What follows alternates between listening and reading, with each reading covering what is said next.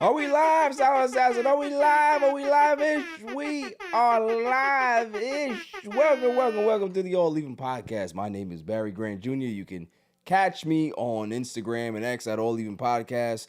You can catch me on TikTok at All Even Media. You can listen to the show on Apple Podcasts, Spotify, iHeartRadio. I'm all over the place. Go to YouTube, hit that subscribe button, like, share, and comment. Tell a friend to tell a friend because the page is growing. There's no claw, but there is a Jimmy.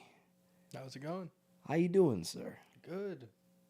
I've been suffering the last month with COVID and kidney stones, but I'm now back. Bro, listen, I my heart goes out to you, but my thing is like, how the hell you get kidney stones? I think like, it was the COVID. Is it I think the COVID causes kidney stones? I think I was just so dehydrated. Yeah. And then my body, I was just like, I don't know. Because the thing is, every time I see you, you drink water. Yeah. You know what I mean? Thinking, okay, man, usually. I don't know. But they're not joking. Those things they're not fun. To pass those is just, It was and they're real stones, too. Yeah, no, it's like a little... Man. Gave me an appreciation for not being in blistering pain. Yes. So I guess that's good. Salutes to you. I'm glad you're here. I've been worried about you. Not really. But but yes, it's very good to see you, Jimmy. Silent Assassin's here. Yeah. Hello. How are you? I'm fine. Yeah. How are you? Good. Busy week. Busy, yeah. Yeah. Continuing to be busy. Yes. Up, so. It's always good. Yeah. You know? I had a busy week. Went to this TikTok event. You know, it was cool. Shouts to TikTok for the TikTok Creators Summit. That was awesome. Learned a lot. Met a lot of people. But what I took away from that, outside of just being able to level up and doing all these things, is that I am really a strange person. I am. Like, instead of me going there to network and learn, I learned. I didn't really network because I'm a weird person. I was just walking around aimlessly. Oh, look, this is nice. And, ooh. Took no pictures, though. I was just walking around, right? And it was crazy that my boy texted me at the same time. He said to me he was watching a video. And he was like, you ever watch Curb Your Enthusiasm? I'm like, that's one of my favorite shows. I love that show. He was like, well, you remind me of Larry David. And I was like, I don't see it. He was like, nah, you remind me of Larry David because, like, you don't get into issues with people on purpose, but just the way you are, you will rub people the wrong way. Pause. I'm like, yeah, I can see that because I can remember and I can go back into my Rolodex and I can remember a story. I'll tell you guys a story real quick. You ever had that, and it's happened to everybody here, right? Where you're having a conversation with somebody. It could be either one person or a group of people, but then there's this other section of people that are in the room that you're not directly having a conversation with, and you share a picture with who you're having a conversation with. And because we feel a way because we're weird fucking people, you automatically feel the need to have to extend that picture to the people that you're not talking to make them feel like they're a part of the conversation. Well, I was at work one time, and this is not the job that I have now. It was a previous job. And the guy's talking to his friend about his kid playing in a baseball league, and, you know, he's ramping up and all of this other stuff. So I'm at the table. He's talking to his friend there. And because he felt weird, he's like, oh, well, you know, oh, goodness, Barry's at the table too, so maybe I have to share this picture as well. I'm there just aimlessly looking around and doing what I'm doing, and he says, hey, you know, here's a picture of my kid playing baseball. So I said to him, nah, that's all right. So he said, what do you mean that's all right? I said, you don't have to show me the picture. So he says, well, you don't want to see a picture of my kid playing baseball? I said, no, I really don't want to see a picture of your kid playing baseball because you weren't talking to me. So don't feel obligated to send or show me the picture because I wasn't in the conversation. So now he gets upset with me because I don't want to see him and his stupid ass kid in this picture. And I said to him, I said, look, I am not in the conversation. I don't want to see your kid. I don't see why I'm a bad person to tell you that I don't want to see your kid playing baseball. Yeah. It is like such an awkward situation because like whenever that happens to me, I'm like, oh, like I hope you don't extend the picture. Don't put me in that situation. You know what I mean? Yeah. Because then I gotta seem interested. I just bypass that. I'm not even gonna see because I don't want to be in the conversation. I acknowledge that I wasn't the person you wanted to share this with. That's okay. But then don't feel guilty of because I'm there, you now have to extend the olive branch. Keep your olive branch because I don't want your olive branch and I don't want to see your picture of your kid that's batting .095 playing baseball. No talent. All right? I don't care. But that in itself, it is very Larry David-like.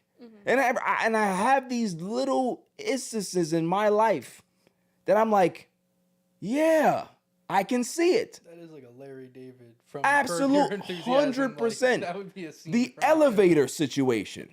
I hate when people press the elevator button when it's already pressed. I've had encounters with people like that. I've said, listen, the button's already pressed. You don't have to, you pressing the button again is not making the elevator come any faster. So why do it? I guess I'm Larry David. I'm okay with that. I am. Because I don't care. I'm very weird that way.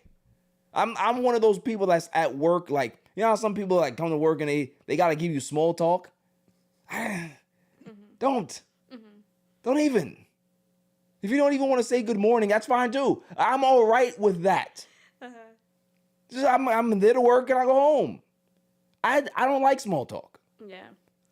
I'm the same. I always like tell people, or like people like, I think I'm nice, but I'm not a friendly person. Right. Like, I don't care to really interact with people. Like, if I want to interact with someone, like, I'll engage in conversation. Like, I want to be friends with you, whatever it may be. But then, like, I don't want to have little, like, oh, like, what'd you do on the weekend? Yeah. Like, someone I don't know. Like, I don't really care what you did. I know you don't care what I did. Right. Let's just end this conversation. Like, don't even pretend. Like, Yeah. you don't care what I did. Yeah. So don't even try to ask me. That's fine. Yeah. What I do on the weekend is none of your business. I mean, we work here. That's all. I am that way. I remember as a kid, and now I am very Larry David. I used to get invited to parties. And I never went. And then Monday would come, hey, you didn't come to the party. Why? Because I'm not going. I didn't want to. I didn't want to go to the party. Oh, well, everybody else was there. So what? I see you guys 5 days a week. You think I want to extend that another day? Like, why would I want to waste my free time hanging out with you people on the weekends? Me getting a weekend is a break from you. That's how I see it. I'm weird because I'm extremely unapproachable. I am. And I make it that way. Sometimes I dress up like a hobo. Like I have my Mick Foley beard on purpose to just look disheveled so people think, oh man, this guy is, he looks very unkept. Yes, because just don't even speak to me. I do it on purpose. So Jasmine hates it. She's like, oh, you look like a bum on the street. Thank you. I do it by design. I don't want anyone go to. I don't want no one talking to me at all. So it's just shouts to Hov for telling me I am the Black Larry David. I will take it. Lots to get into today. There's, I'm not talking much football. We're going to talk Jets. We're going to talk, I guess, Thursday Night Football. What's going on right now? Ravens and Dolphins are playing. Ravens are beating the hell out of the Dolphins, which is great.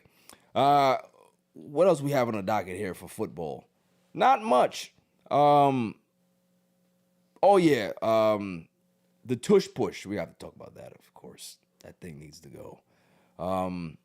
Basketball, Michael Jordan. I finally agree with him on something. Austin Reaves, pay the man now. Pay him now. Giannis. I saw a video about Giannis, and it offended me so much. And I want to talk about it. We're going to talk about Jaylen Brown's hairline. Like, what's happening with that? What else? We have baseball news. You know, what's up with the Mets, the latest on the Mets. They've done a couple of things. Shouts to the Toronto Blue Jays. They are a game away from winning the World Series, and I am the biggest Blue Jay fan right now. However, there might be a problem, and we're going to discuss that as well. Irrelevant news of the week, and then the greatest segment on the planet, Dummy of the Week. Dummy, yeah. So let's just get into it. What is the most popular thing we're going to talk about right now? Let's just go. No, fuck Thursday Night Football. Let's go basketball. Austin Reaves right now is probably playing the best basketball of his career. Shouts to Austin Reaves. He just had the game winner against the Timberwolves Wednesday night. He's averaging 35, 10 assists, and like 6 rebounds right now. Austin Reaves was always looked at as the guy that was like the tertiary guy, the third guy. But no Luka, no LeBron, no Marcus Smart, no Max Kleber. Like no Gabe Vincent. They had literally a skeleton roster against the T-Wolves. And Austin Reaves, he didn't shoot well, but man, did Jake LaRavia come to play. But Austin Reaves had the game in his hand and had the game-winning shot. And the guy just looks like a star. Like, it's one thing to not be a star, but when you have the look of a star, that is super important. He turned down a $90 million extension because he knew that he would be able to be eligible for more money, right? At this point, if he continues to play this way, Austin Reaves might play himself into a $220 to $240 million max extension. And at that point, the Lakers are in big trouble in regards to where they go. Because do you want to pay a guy like Austin Reaves max player money? Because he might be a max player, but then that's going to limit your bargaining power or your spending power for free agents and other things. If you got Luke on the max, you got Austin Reaves on the max, you got Braun, how are you going to be able to fill out the rest of the roster? So I hope that Austin Reaves stays around. I want him to get paid because that's my man. AR-15, lemon daddy, right? I want him to get paid. But what is the number? I would say anywhere between $32 and $35 million a year is good for Austin Reaves. We don't want to max him out, but we also want to make sure that he gets paid so he can be with Luka, because I think that they can be able to play together going forward. And on top of that, too, if you do decide that you want to re-sign Austin Reaves for the purposes of packaging him up to go get a guy that's in Greece, why not? Get a Giannis, right? I will go ahead and bargain off an Austin Reaves to do so. I love him, but I love the Greek Freak even more. That's all I'm saying. So the kid is playing well. As a Laker fan, I got my Laker hat on. I love what's going on right now. We are 3-2 right now. We are 2-1 without Luka, without LeBron, and with them eventually coming back, LeBron coming back, I believe later this month. Luka will probably be back within another, week or so. This gives me a lot more optimism on the season, because before this, it was like, okay, if things break well, the Lakers can win 50 games. If things break well, they can be able to be a top 6 team. If things break well, they can be able to contend if they make some moves here and there. what I'm seeing right now is that if Austin Reaves can play like this, that means that LeBron now can play less of a role when he does come back. He can play off the ball. He can play the corners. He can be the shooter that he wants to be. And you now have a guy like Luka. You now have Austin Reaves that can create. You have Marcus Smart that plays great defense. You have Jake LaRavia that had a great game last night as well. So there's pieces here that we can see that are working. Shouts to DeAndre Ayton, who's actually playing pretty well. He's not playing like a bitch. So all of those things are good. I am very, very excited. So Rob Pelinka, Mark Walter is about to be the official owner very soon, right? Pay him. Pay the man right now. Don't wait. Don't wait until the offseason because I don't want the Hawks to go in there. I don't want the Knicks to be thinking about signing them. I don't want the Nets to be in there. Sign them now. Get an extension done and get him paid. Because Austin Reaves, he's worked his ass off as a guy that went undrafted for the Lakers. He's built up his stock, and he deserves to get paid, and he deserves to be a Laker for the foreseeable future if we don't get Giannis. Okay? If we don't get Giannis, keep him. Well, if we do, I'm all right with sending him off. He can go to Milwaukee. He can go wherever the hell he wants to if Giannis is in the picture. But if he's not, I would love to have Austin Reaves stay here. That man is bad. And I told you already, if you have two bad white boys on your team, that's a recipe for success, right? You got Jackson Dart and Scatterboo and the Giants. You got Austin Reaves. You got Luka. You got Jake LaRavia on the Lakers. Those are the things that make a team successful, right? When you think about the Lakers back in the day, they had one crazy-ass white boy on that team, and his name was Kurt Rambis. Kurt Rambis was the guy that used to just go around to just look for fights, right? Everybody else would just go play. Kurt Rambis' job was just to look for fights. And that's what you need. You need somebody who's unhinged and crazy, right? AR-15, Jake LaRavia, they play those roles. That's what you want, right? So shouts to the Lakers. I'm very, very happy, very excited about what's going on with my Lakers. So let's go ahead and move on. Moving on, I remember dating back a few years, I said, this whole Wemby thing, I don't get it. Saw guys in this guy's 7'5", Bol is, he's another Bol, right? I'm sorry, but I was wrong. First off, I've never seen a guy go from 7'3" to 7'5", right? So he got taller over the summer, and he got better. It's ridiculous. If he continues to play the way he's playing, he's going to redefine basketball. Not just the basketball. Because what he does defies the rules of logic and physics. It doesn't make sense. He's the tallest guy on the court. So obviously he's going to constantly get blocks, right? The man had 9 blocks the other day. So you're not going to get a rebound on him, right? Because he can rebound the ball too. Then he can take the ball full court and hit a Steph Curry-like shot from 40 feet. If he doesn't do that, he can take you off the dribble and hit a mid-range. You ever see him dunk? He doesn't jump. It's ridiculous. What do you do with that? What do you do with it? So I apologize. But I'm telling you right now, if he stays healthy, Victor Wembanyama is going to redefine what it means to play basketball. Shaquille O'Neal changed the game in regards to his physicality. Michael Jordan changed the game with his athleticism at the shooting guard position. LeBron James redefined what a small forward is because he was Mr. Everything. But even he had his limitations. This kid does everything. He is Kevin Durant on steroids. And it had to be the Spurs to get him, right? I hate the Spurs. Hate them.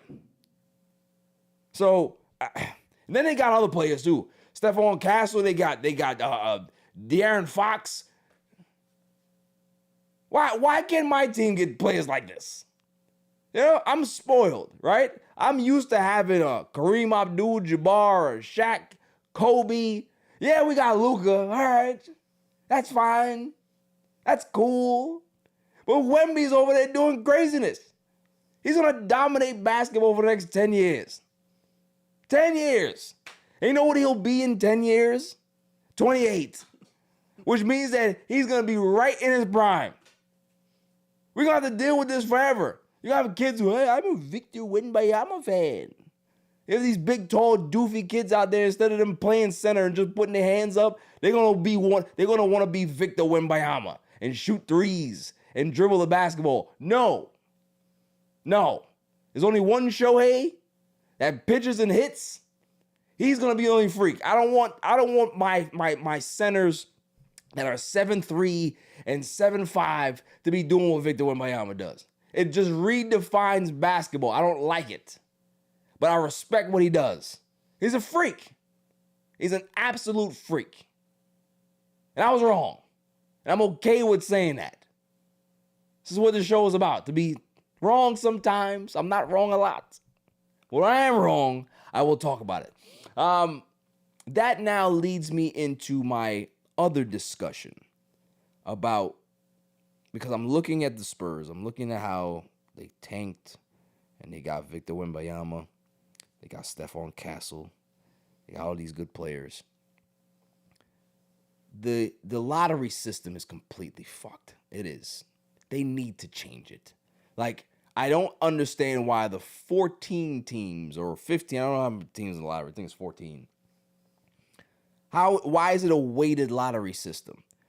Like, if you're concerned about tanking, if you're concerned about the integrity of the game, because obviously the integrity of the game right now in the NBA is a big concern, right? You got people gambling, you got people point shaving. Terry Rozier's out there, you know, he's fearing for his life because the mafia got him. There's a lot of stuff going on with the NBA right now. Adam Silver has no trust right now because he's one of the softest commissioners out there. He just allows things to happen. You know how many betting scandals have gone on there with Adam Silver in the last year and a half? There's like 30. So at some point, it's either you fix it or resign. Resign. Anybody who's worse than Rob Manfred is bad. And Rob Manfred is an idiot. I don't think Adam Silver is an idiot. I just think he's a pushover. That's the problem. But going back on topic is that I think that instead of a weighted system where you have these teams that go ahead and decide to tank, how about everybody have the same odds? What's the percentage, Jimmy? Go ahead and type that up for me.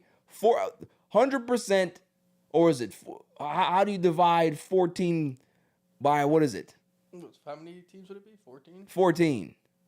It's like 7%. So about 7, yeah. So every team gets about 7%. That's how it should be. 7%. Everybody gets the same odds. So that will now stop teams from completely tanking because that's not going to guarantee you the top pick. If you miss the playoffs and you got a good team, you got a chance at number one pick, everybody should have a chance at number one pick if you're in the lottery. That's the way it is. If it's a real lottery, everybody should have a shot. Seriously. Unless, if you're not going to do it that way, then do it the way football does it. Don't have a lottery system.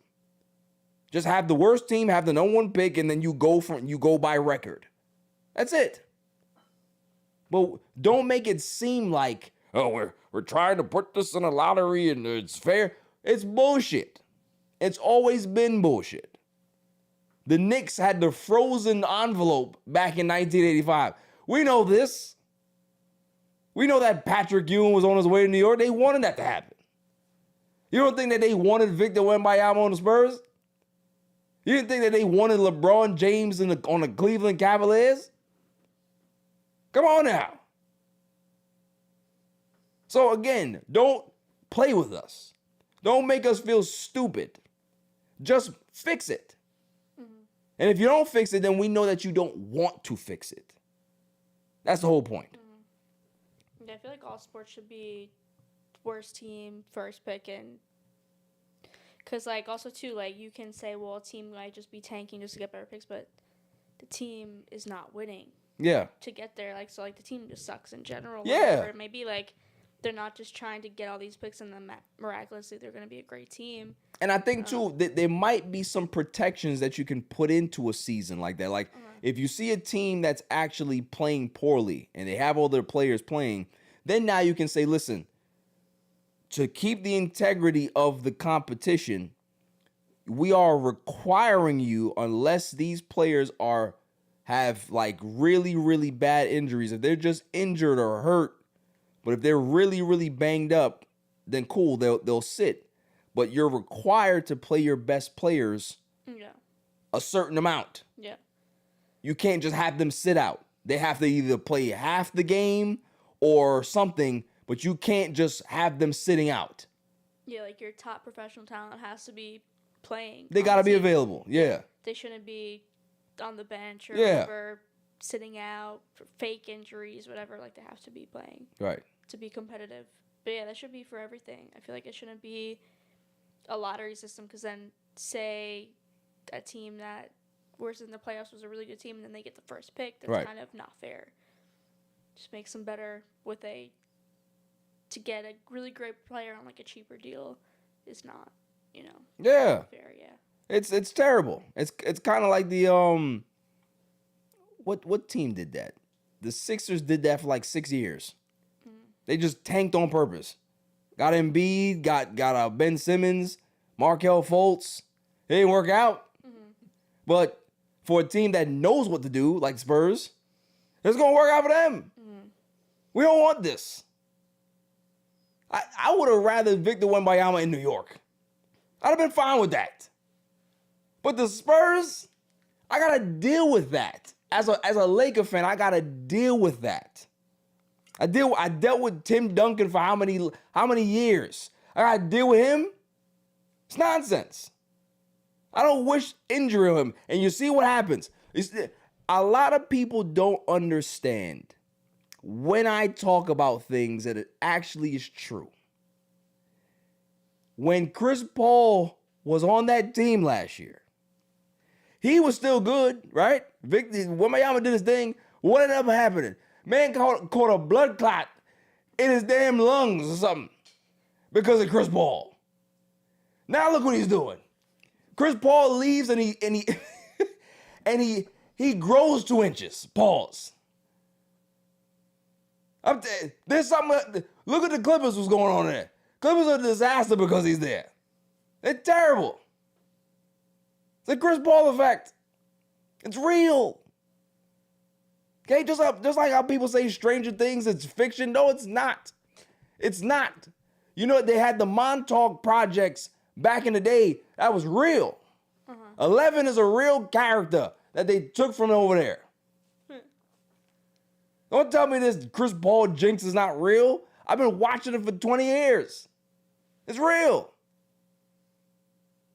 Man was on the damn Suns, and Kevin Durant gets there, trips on air, and is out 4 to 6 weeks.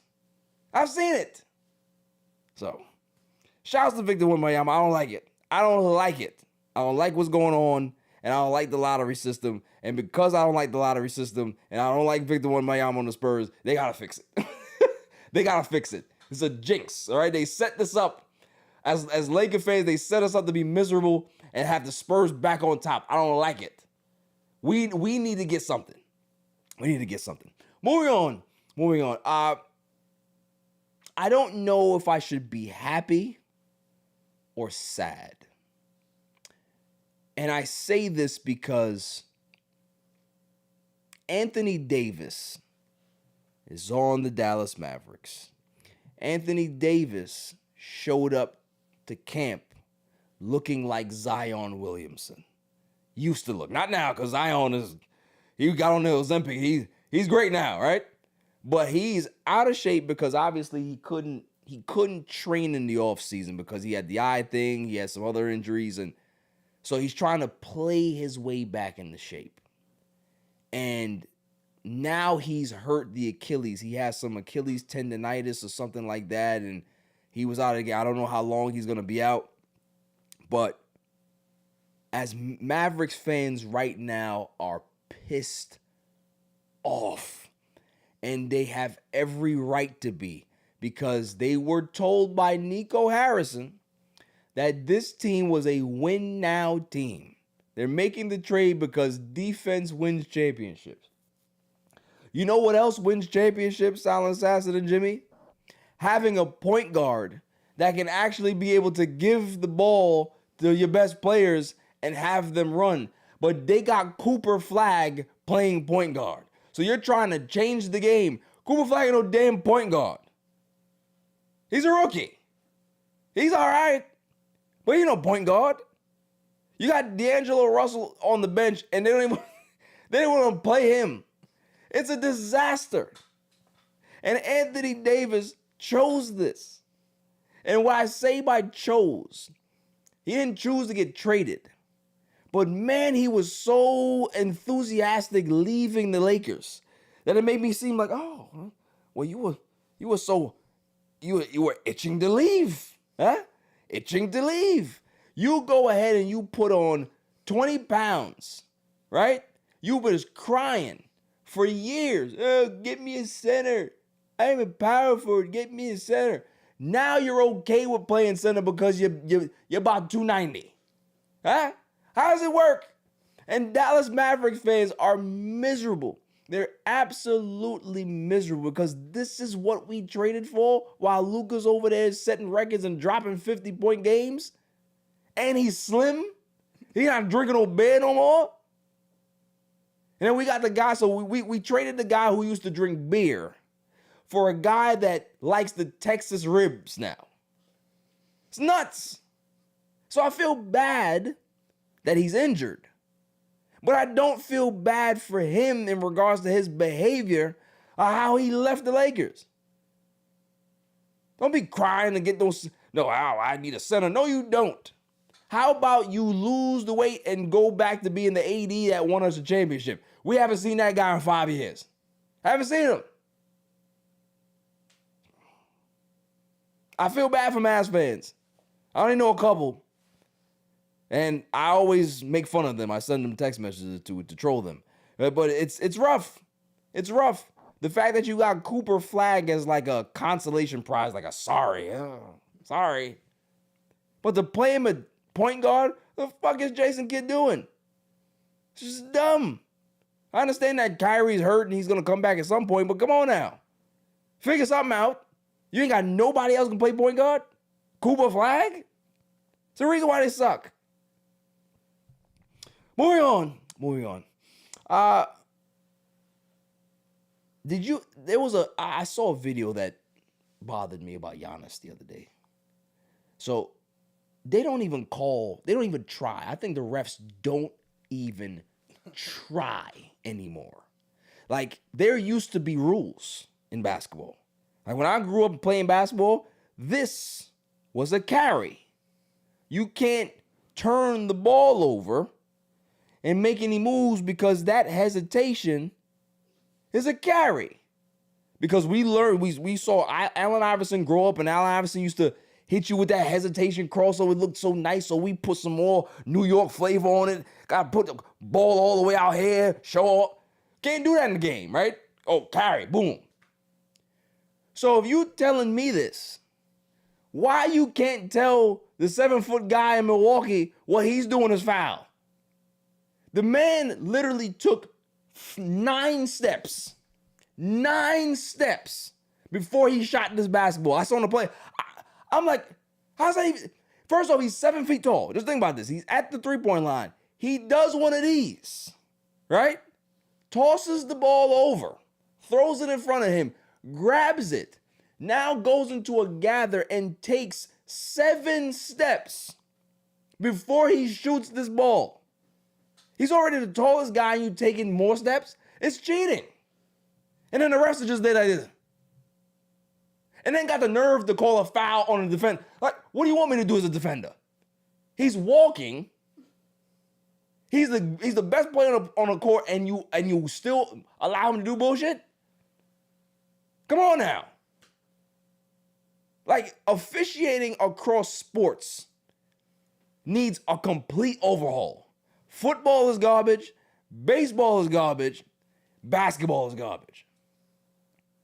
It's ridiculous. Jimmy, did you see that play?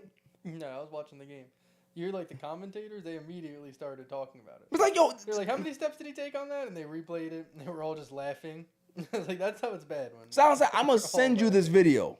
You don't even, you're starting to understand the game because, you hear me talk about it. You're going to watch this shit and you be like, that doesn't even seem fair. Mm-hmm. It really isn't.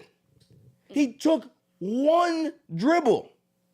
Mm-hmm. 9 steps later, he's at the basket. Mm-hmm. Just walking, like you said, like walking with the ball over the basket. But also too, like,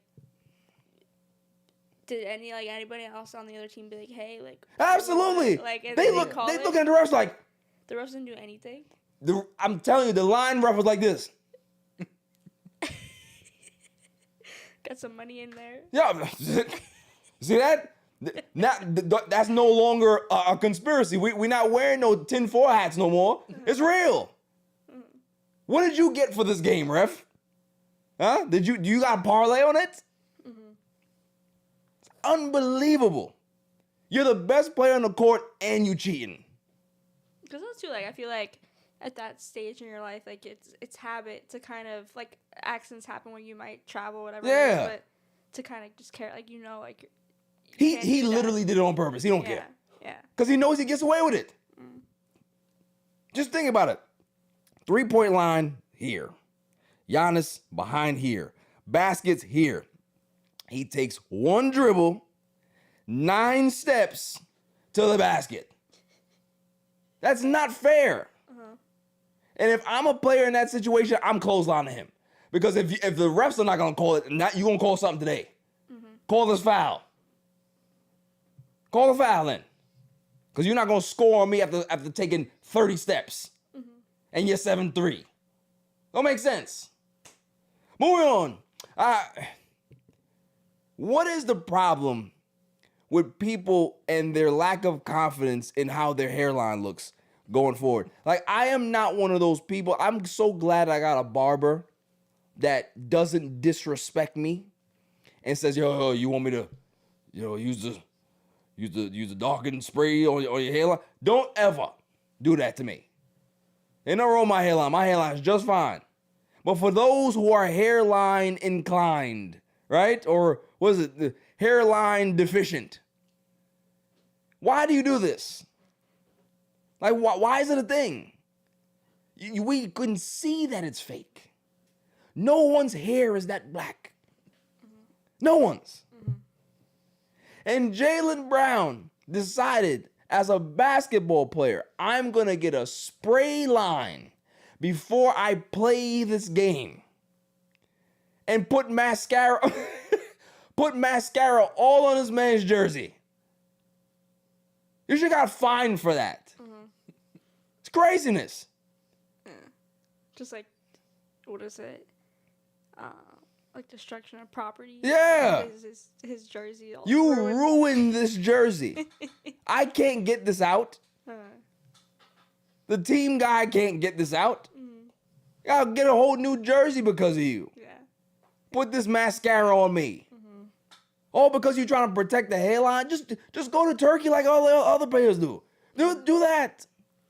Yeah, like people like with money, like you can go get it done and no one even like know that you No one would care. Yeah. That's the whole point. No one would care. But the fact that you got the spray on hairline. Let me ask you a question. Uh-huh. If you out there on a date with a guy, you're like, yo, it's got nice hair, and you end up finding out that it's a spray hairline, how you gonna feel? I'll just be like, I don't know.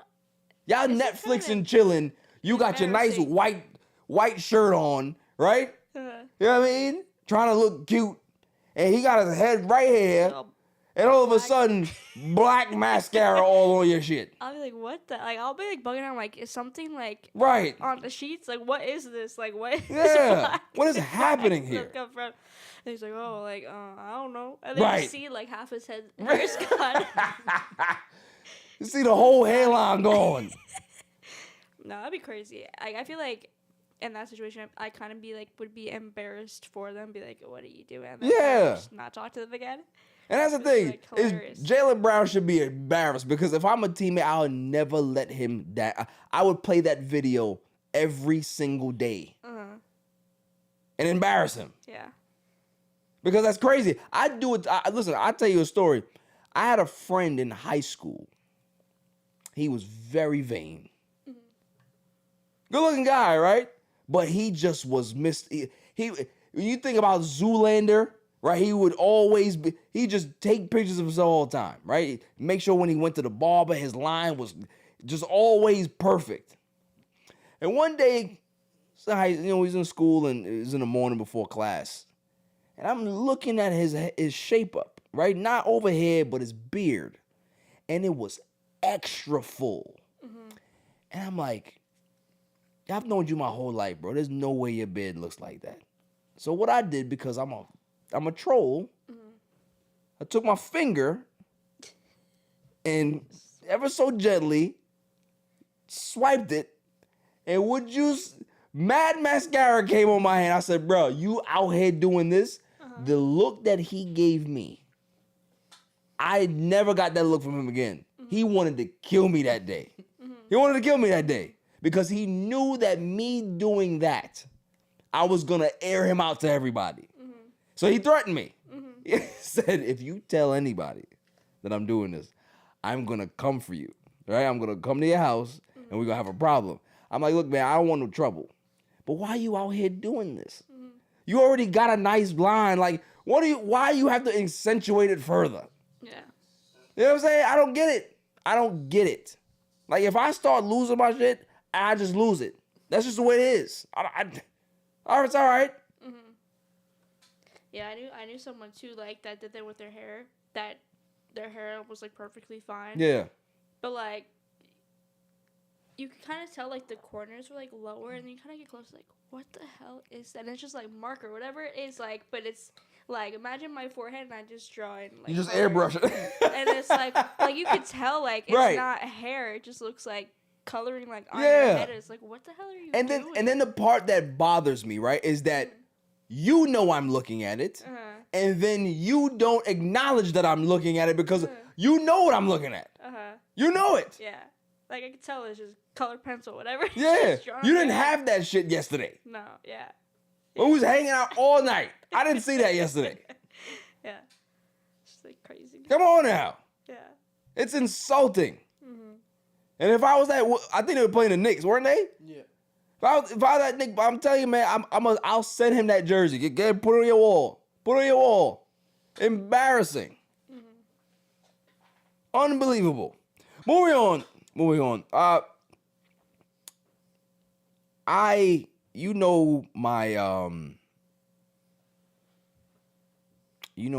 My disdain for Michael Jordan. You do. I have a disdain for him because people just forget things. They omit things in history. They change things in history for him. I don't like it. I respect him as a player. Like, he's one of the greatest players of all time, if not the best, right? It's debatable to me. But I don't agree with Michael Jordan on things. I don't agree with him on much. But I do agree with him on what he said because he's now a contributor.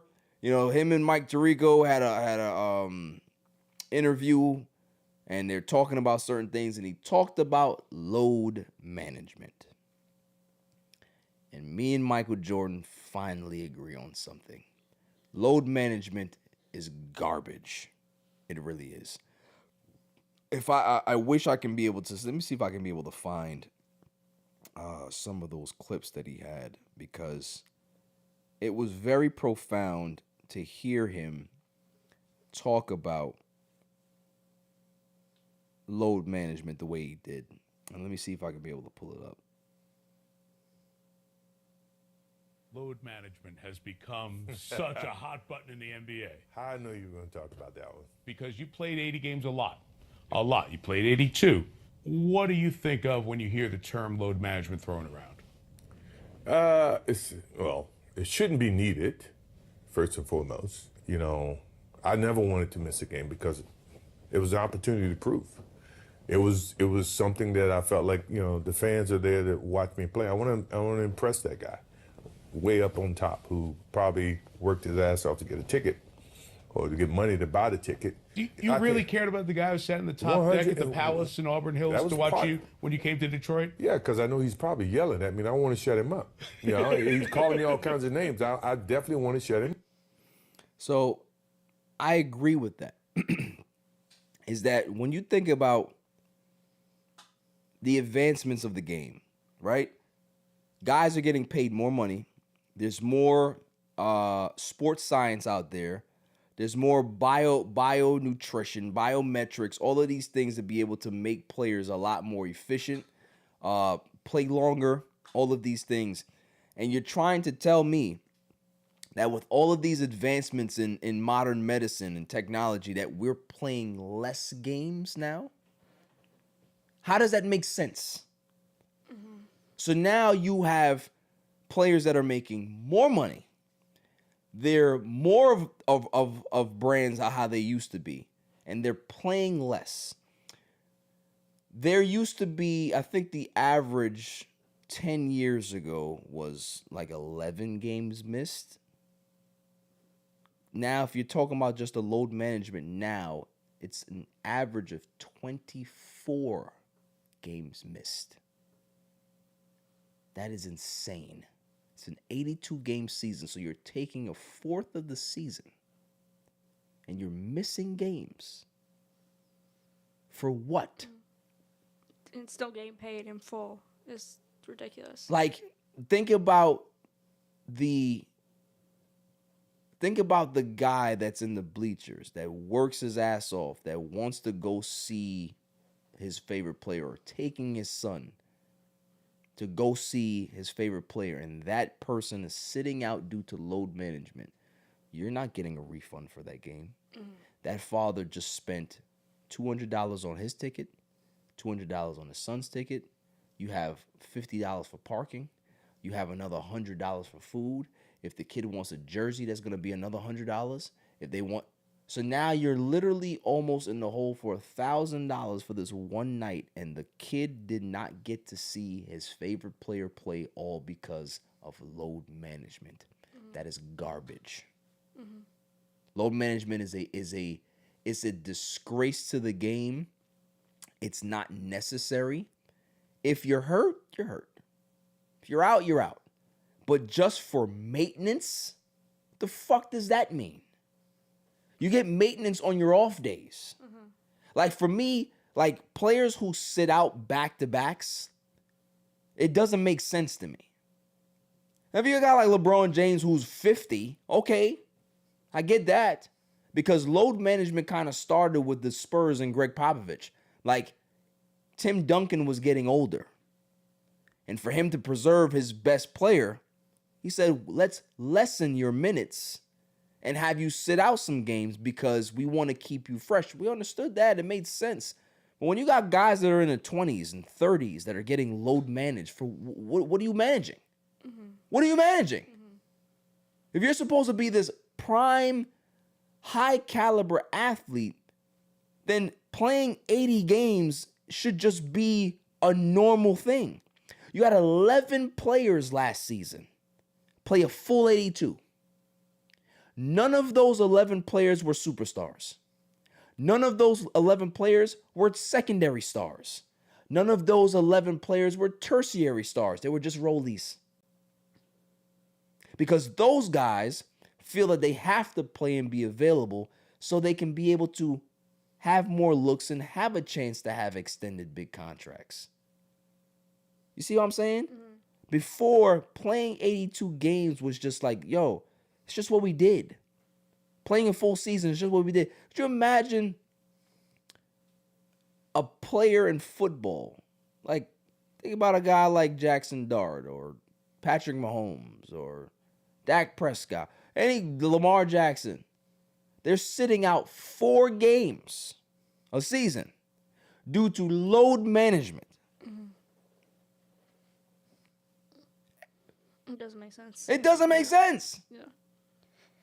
Like, do they have, like, in contract wise, say, like minutes, like max minutes, like to even fulfill like this full contract? Nope. I feel like, because I know like in baseball, if you want to make certain milestones, whatever, they'll say like you need to pitch 300 innings in the next 5 years, whatever it may be, to get your full paid out contract. They those are kind of like incentive deals Yeah. where you can get certain bonuses. Yes, you like making the All-Star team or having certain milestones. Certain teams are gonna have different types of incentives in their contracts. But because of the player union, because the NBA player union is so powerful, there's not much that the owners can be able to do to try to change that, because players drive the league. And if this is something that player and team come up with in regards to this schedule to be able to have them sit out games, then we're just going to continue to have this. This is the load management era that we're in.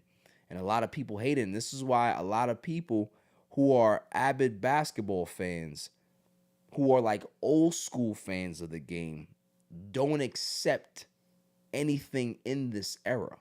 This is why they don't like LeBron. This is why they don't accept anything that's in this era, because it feels like you're cheating the game. Because if you think about it, and there's another clip where Jordan is talking about, let me see if I can be able to find it, because that clip made a lot of sense as well. Let me see if this is the one. I can't do it, then I can't do it. But physically, if I can do it, and I just don't feel like doing it, that's a whole different lens. So give me the first time that you came to that fork in the road in your career where you could have sat down and missed a game, but you fought through. Started my career. Okay. I twisted my ankle. And I had a teammate. He says, "You twist your ankle, young fella. Come over and sit with me. You know, this is you need to." I said, "No, man. I'm trying to make a name for myself. There's no way I can sit. You know, I need to get out there and show what I'm capable of. I want to play. I want to win. I want to make an impact." And I twisted my ankle. I taped it up, and I went back out and I played. So again, it's just a different level of passion, right? I'm not gonna say that these guys that play now that they don't have a passion to play, because they do. It's just if this is the structure of the game now, then guys are just gonna play whatever it is. This people are growing up in the load management. You have kids that are doing this now, that sit out games in high school. Like, what are we doing? Like, so I would love at some point for us to get out of this era so we can be able to go back to just regular basketball, where we can just be able to have guys that it's not a highlight that, oh my God, he played 80 games this year. It's just the norm for you to play 80 games, because if there's 82 games, just like baseball, guys are everyday players for a reason. This is why in baseball, guys normally do play 160, 162, 158. You know, if they get some rest days during the year, 155. But in a full season, that's what you're seeing. So again, if guys out of 82 games, if they're missing 5 games due to rest at the end of the season, I don't have a problem with that. But when you start to pile up 15 and 20 and 24 games, 25 games, 30 games, half the season, like, how can you still get paid to sit there and do nothing? And then on top of that, there's now a chemistry problem. For those 30 games that you're out, those are 30 games that we played without you, which means that when you do come back now, there's a reintegration process. How do we integrate you back into this offense without missing a beat? We played 30 games without you. So we understand how to play without you. Now we're inserting this big time star back into the game. How is everybody else gonna work when we're so used to not having you? So you're disrupting the chemistry of the team. You're disrupting the camaraderie of the team. You're disrupting the connectivity of that team when you load manage so many games. So I truly don't understand how it helps anybody, because at the end of the day, I don't see most of the players that are on this load management schedule. Does it help them to stay more healthy? It doesn't. They load manage every fucking year. So it's not like they're doing this, all right, cool, we're going to do this load management this year just because you're coming off an injury, and then next year we're full go. They're constantly on this load management schedule, and they still get hurt. So what's the point? Go out there and play. I just don't get it. Yeah. Especially, too, like, if you are the superstar of your team and you're sitting out, like you said, 20 games, like, you're just harming your chances of winning potentially like a championship and whatnot, because then you're out 20 games for your team. Like, you're a superstar of the league. Like, you should be playing every single game as much as possible that you can. You're right. You're one of the stars. Yeah, like, you should want to be out there playing, doing your job and winning. Then, you know, say like, oh, the team's losing because you're not there. Like, that's on you. Right. So you can't be like, oh, the team's doing that, blah, blah, blah, blah, blah, when you're a major role in the team and you should be on the court. No, that's a great point, is that you don't complain that the team ain't doing well and you mad. You ain't playing. You decided to not show up to work today and still show up to work today. That's like me being off and still show up to work. Just sitting there. Just sitting there chilling. What are you doing here? Yeah. If you're not working, get the hell out of here. Like, for me as a teammate, like, if I'm a role player and I have a guy that's like one of those load management players, like if I'm on a team with Joel Embiid, if I'm on a team with Kawhi Leonard, if I'm on a team with Paul, I'm like, yo, I ain't fucking with these dudes, man, because it's like, you're costing us valuable games to be able to be a playoff team. All because you're not ready to play, or you can't play back-to-backs, then why are we paying you $60 million a year? Yeah, I feel like that should be like a thing, just like track history of literally like games missed, like how many games has this player missed within the past couple of years, like that values the contract. Yeah. Because, like, how much is it worth for us as a team going forward, and how many wins we're going to get with this player to make it even worth it? Just sign. Yeah. It's just a sign of the times about how we just accept bullshit and allow it to just become a part of our culture. Like, so many kids grow up now and they just know that load management is just a part of the game. And that's a terrible way to teach kids how to be the best you can possibly be. Work yourself, work hard, bust your ass, and maybe one day you can become the biggest star in the game, and then you have the choice to be able to not play half the season. Isn't that great? Fuck are we talking about? Baseball players are great because they play. Football players are great because they play. You can never be considered great if you choose not to play. It just doesn't make sense. Yeah, even like too, like with baseball, like with pitchers, like the manager comes in, you see them like fight back. Yeah. Like, I want to be in this game. Take your ass back in that dugout. I'm not coming out of this game. So for them to literally throwing 100 pitches, over 100 pitches, like, oh, it's time to come. Like, no, I'm going to throw more and like, blow out my arm, but I'm going to give my team everything I can to give them a chance to win. While basketball players, ankle, load manage, oh, wrist, oh, I can't shoot 30 times tonight. Load manage. Oh, it was already in the contract. I'm going to sit out 15 games. Load manage. Bullshit. So, fuck load manage, and me and Michael Jordan agree on something, because old school players like MJ will never understand it. A guy like me who's watched the game since I was 4 years old, I will never understand it, and I will never accept it. I will never accept it. I don't care who does it. When LeBron does it, I don't like it. When Steph Curry does it, I don't like it. When anybody who does it, I don't like it. It doesn't, like, this is not one of those things where it's like, it's okay for this dude to do it and it's not okay for this guy to do it. Anybody who load manages, I think is garbage.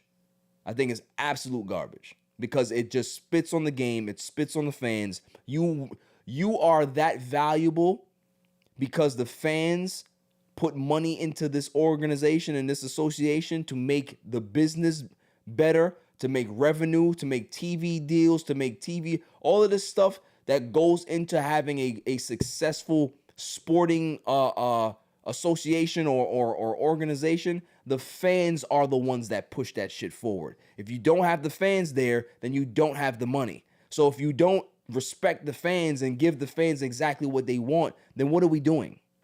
It's about the fans. It's about the kids. It's about giving back to them. You're a professional athlete because the game is about entertaining for the masses. If it wasn't about the fans, then there wouldn't be no fucking fans in the stands. You just play in an empty gym and everybody would just watch it at home. But the fact that people are allowed to come there to watch their games, they're coming to watch their favorite players play. And when you have teams designing these load management schedules, you're slapping those fans in the face. You're slapping that dad that works his ass off at the fucking steel mill that doesn't have the money, but he's taking fucking little Toby to the game and spending $1,000 to see LeBron James sitting on the bench in $1,500 clothes. It's bullshit. Moving on. Oh, we're now at the irrelevant news of the week. You got to be kidding me. I mean, how do you watch the... I mean, yeah, they stink. Every week, we find some interesting stories, of course. Brandon Miller's mom. Brandon Miller plays for the Charlotte Hornets. Has been declared cancer-free after battling breast cancer. She rang the bell for the first time before tonight's game versus the Magic. That's good.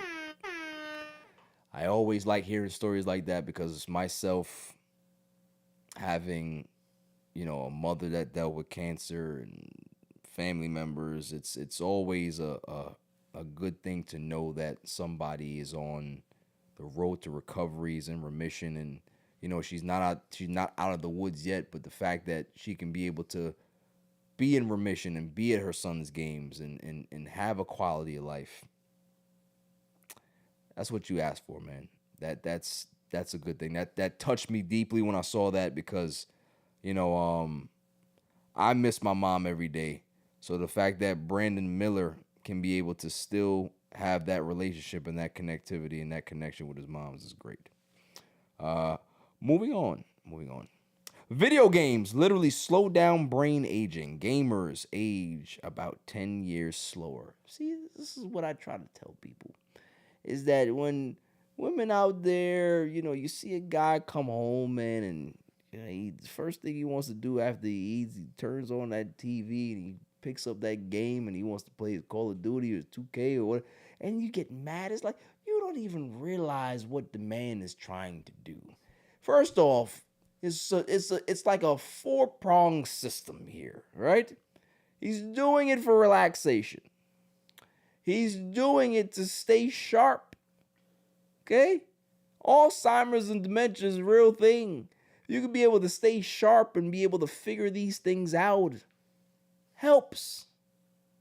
And also, too, we learn, hey, listen, it slows down the aging process.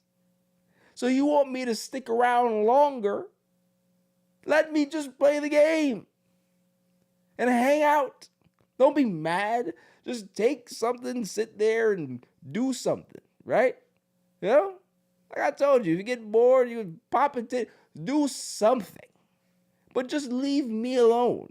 And just let me play the game because I'm doing it for my health, right? We can now, all our gamers out there, we can be able to go to our significant other and say, hey, don't question what I'm doing here, okay? I'm focusing on my health.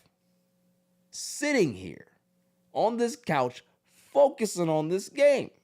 So if you want me to stick around when we're 70, 80 years old, Let me play now. Let me get these hours in. So, hey, I like this study. Whoever came up with this is a genius, okay, because he's right. He or she's right. Anybody that I know is a gamer, intelligent people.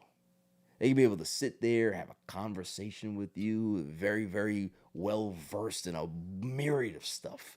You see, gamers have the multitasking gene. You can play a game, and while you're playing that game, you can have a full-blown conversation with somebody. And you can be in the conversation. You won't miss a beat. You can assist people on the phone while you can send emails. There's so many different things you can do. You have streamers out there right now. Look, they're on Twitch. They're doing what they're doing. They're talking about politics, video games, all this other stuff while they're playing the game. That is talent. Okay? So for anybody that thinks that gaming is not a talent, you're wrong. You're wrong. It's like driving a car. It's like driving NASCAR. There's not a lot of people out there that can drive 150 miles an hour, right? Around a turn. It's a talent. Driving is a talent. Playing video games is a talent. Not everybody can do it. Not everybody can do it. So for the select few people out there, for the 20% of people out there that are the best gamers in the world, salutes to you. You guys are going to live long lives because your stress level is down. You're happier. People are not bothering you. This is why we die, is because we're stressed. So the games make us less stressed. Hey! Moving on. Let's see. I'm going to be that old guy to be playing video games because I grew up in it. You know, Roman's going to be like, oh, hey, how's everything, Roman? Everything's fine, man. Where's Pop? He's downstairs. He's playing 2K. Oh, okay. It's my piece. Let's see. What else do we have here? Oh, yes. This one here. Where is it? What was the... Oh, this right here. Listen. All right, let's play it. I'm a 13-year-old boy and most importantly, an avid baseball fan. I've been playing baseball for over 6 years now and I have fond memories of watching games with my family. A month ago, before the playoffs, I went to a New York Mets versus Washington Nationals game with my dad. I wore a Mets jersey and a Nationals hat, even though they're rivals. I chanted and cheered for both teams. But even crazier, I'm a Yankee fan and a Red Sox fan. Nobody can believe that I'm on both sides of arguably the most famous sports rivalry of all time. Get this, I also root for the Baltimore Orioles, Detroit Tigers, Atlanta Braves, and Tampa Bay Rays. People are incredulous, bordering on doubtful that I can share my fandom with more than one franchise. But here's my secret to my fanship of many teams: tolerance. I believe that there is a way to appreciate one side, or in this case team, and not hate the other. While the Yankees-Red Sox rivalry is just a relationship between two sports teams, this beef reminds me of a problem we seem to have in our country today. Instead of being open-minded and embracing, we close our hearts and minds to people with different beliefs, making our population very polarized. What if we learned to increase our curiosity and maybe even kindness towards folks we disagree with? What if we didn't jeer at them? I believe that if Americans learn not to hate the opposition, we could create a better and less extreme nation. If you love baseball, you can embrace more than one team. And if you really love America, you don't have to boo the other side. Well said, kid. That was Augustus, his 13-year-old Augustus Sally Semmel. And his message was, hey, why can't we root for so many different teams and have dialogue, just like this country has a problem with dialogue with so many different things? I salute this 13-year-old kid because what a message he's sending. But then, because I am who I am, I couldn't just let this go. I applauded this and I put my phone down. And I said, good for you, kid. And then that dark person came in my head and I said, fuck that. You will never get me to root for the damn Phillies. I don't care who's over there, right? Listen, I don't have to hate you. We can be able to have a discussion about life and kids, but when it comes to baseball, don't talk to me about no damn Phillies. Mm-hmm. We don't give a damn about them. Mm-hmm. We don't give a damn about no Yankees. We don't give a damn about no Dodgers. We don't care. I don't want to be a fan of everybody. Fandom is fandom, right? Everything else in life, I agree with him with. That's great. Mm-hmm. But leave the sports the way it is. I don't need you to be rooting for everybody and want to be, nice with it. No. Damn that. Mm-hmm. And Augustus, you got a lot to learn. All right? You got a lot to learn when it comes to you go to some Yankee game with a Baltimore Orioles hat. Don't go to Yankee Stadium with that shit. Don't go there. And don't show them this video because in New York, they're going to be like, get this out of here. We don't care about this. We don't care. Mm-hmm. Mm-hmm. I respect it, but damn that. Yeah. I feel like you can up to 2 teams. Like if your team's not anything, okay, two's pushing it even. I want this team to be good in the playoffs. Like if they make it right. Like my team was the Mariners this year. Yeah. I want to see them get to the World Series, right? But I honestly don't care. I just want something to watch basically and just root for. But you don't give a damn about the Mariners? No. You don't? No. You're not watching them in the off season? No. You don't care. I care. I care about my team and whether they make me happy or mad, that's what I care about. Yeah. So for this kid, half the league, I feel like you don't like baseball. You're just saying I watch baseball. What team? I like every team. You don't like baseball. Who the hell who are your parents? I'd like to talk to your parents. Yeah. What do they teach you? Yeah. Oh, it's okay to root for Boston and the Yankees. No, it's not. No, it's not. You are the definition of a fence rider. Mm-hmm. And there's nothing worse than a fence rider. Because you have a conversation with a fence rider. Oh, well, what do you like? Oh, yeah, I like to go hiking. Oh, well, I like hiking too. No, you don't. You only like hiking because I said I like hiking. Yeah. You're a people pleaser. Yeah. And we don't like those. We don't like those people, right? You're not going to be able to please everybody in life. It's just the way it goes, right? Can't make everybody happy. And whatever message you send in, we are not buying, Augustus. That's all I'm saying. Right? Moving on. See, and I was like, man, why do I have to get this kid? Why? Why does he make me have to do this to him? I didn't want to do it. I didn't want to do it, but I felt the need. Okay? Let's see. What else we got here?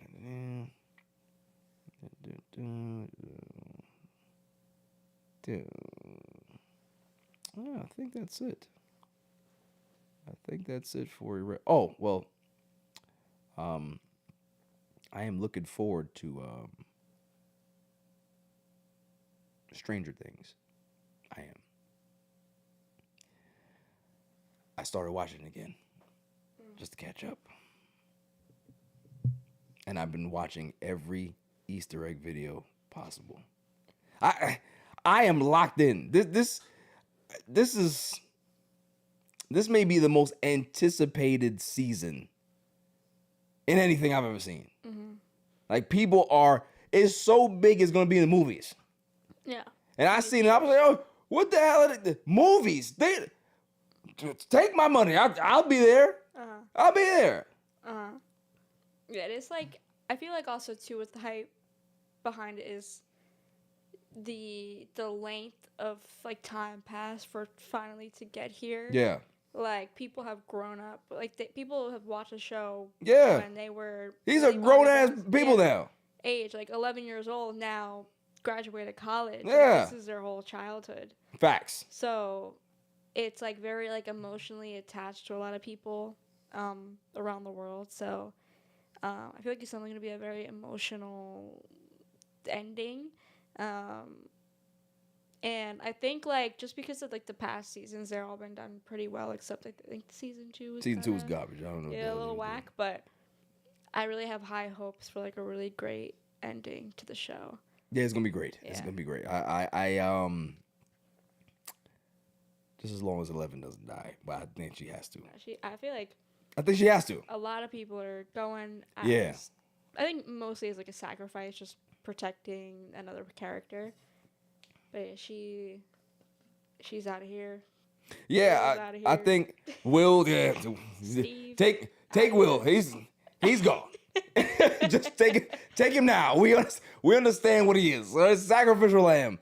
Like what I've learned with all these Easter eggs is that the upside down is one place, but there's another place called Dimension X. So most of the time when you see Vecna, he's not in the upside down. No, he's like, in this other Dimension X place. Yeah. And I'm just like, it's like alternate actual locations. Man, listen, we're gonna find out a lot about how the upside down became, because I think Will did it. I think he did it. I think that kid has magical powers where he can just be able to just think about something and boom, it happens. He did it. Yeah. He caused that shit. Yeah. Like, ever since he came back, he was never back. Yeah. Like, you go, like, the end of the season, like, where he, like, throws up in the sink in the bathroom. Yeah. Like, oh, he's home. Like, we're all good now. Like, he's always been, once he was there, he was never let go. Facts. So. And Vecna knows that. Yeah. Like, that's his little spy. Could you imagine this whole time, Will turns heel and is like, it was me the whole time, guys. Yeah. I'm the bad. Because he's never been the same, too. Like, his character's been kind of weird since. Very weird. The second he's come back, so. A little gay, too. Is that? That's the thing. Yeah. Yeah. Like, in real life, he came out the past. Oh, okay. 2 years ago. And then there's, like, a whole lore of.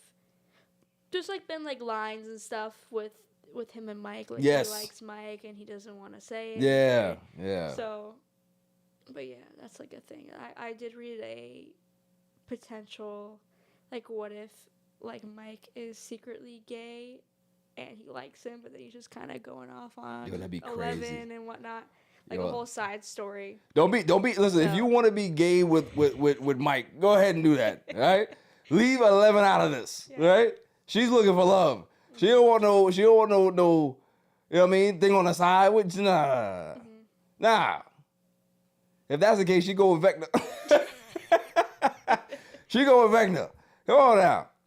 So, yeah, that is my irrelevant news of the week. You got to be kidding me. I mean, how do you watch the... I mean, they stink. Real quick, Jimmy, what is the final score for this horrible Thursday night game here? I think it was 28-6. 28-6. Lamar Jackson returns, throws 4 touchdowns. And the Baltimore Ravens are now 3-5. They are, 2 games out of first place? 2 games out, or a game and a half, or something like that? Because Pittsburgh is 4-3. You have the Bengals who are 3-4, and then you have them at 3-5. Yeah. Right? Yeah, they're 2. Yeah, they're 3-5 now. Steelers are 4-3, and Bengals are 3-5 also. So what was how many games back? Is that 1.5? Yeah, 1.5. Yeah. Oh, I know math. That's good. Right? I think that is. Yeah. I don't really know exactly how that works. It should show you in the standings. But yeah, I mean, look, if Lamar Jackson can get his footing and they can be able to get a rhythm, they can go, because their schedule actually gets a lot easier the second half of the season, so they may end up, being where they need to be, overtaking, and all of this noise around John Harbaugh can kind of chill out for now. So we'll see what happens. But on the other side, the Dolphins are garbage. They're just garbage. Tua is garbage. Mike McDaniel, garbage. Like, they have nothing. It's so bad that they actually took Darren Waller out of retirement. That's how bad it is. Nobody gives a damn about the Dolphins. And they got one of the worst stadiums in football. Horrible. It's trash. There's nothing good about the Dolphins. So I want to see them. I would love for them to move Tua because he's damaged goods. And he doesn't really care about football anyway. Listen to Tua speak. Sounds like AI.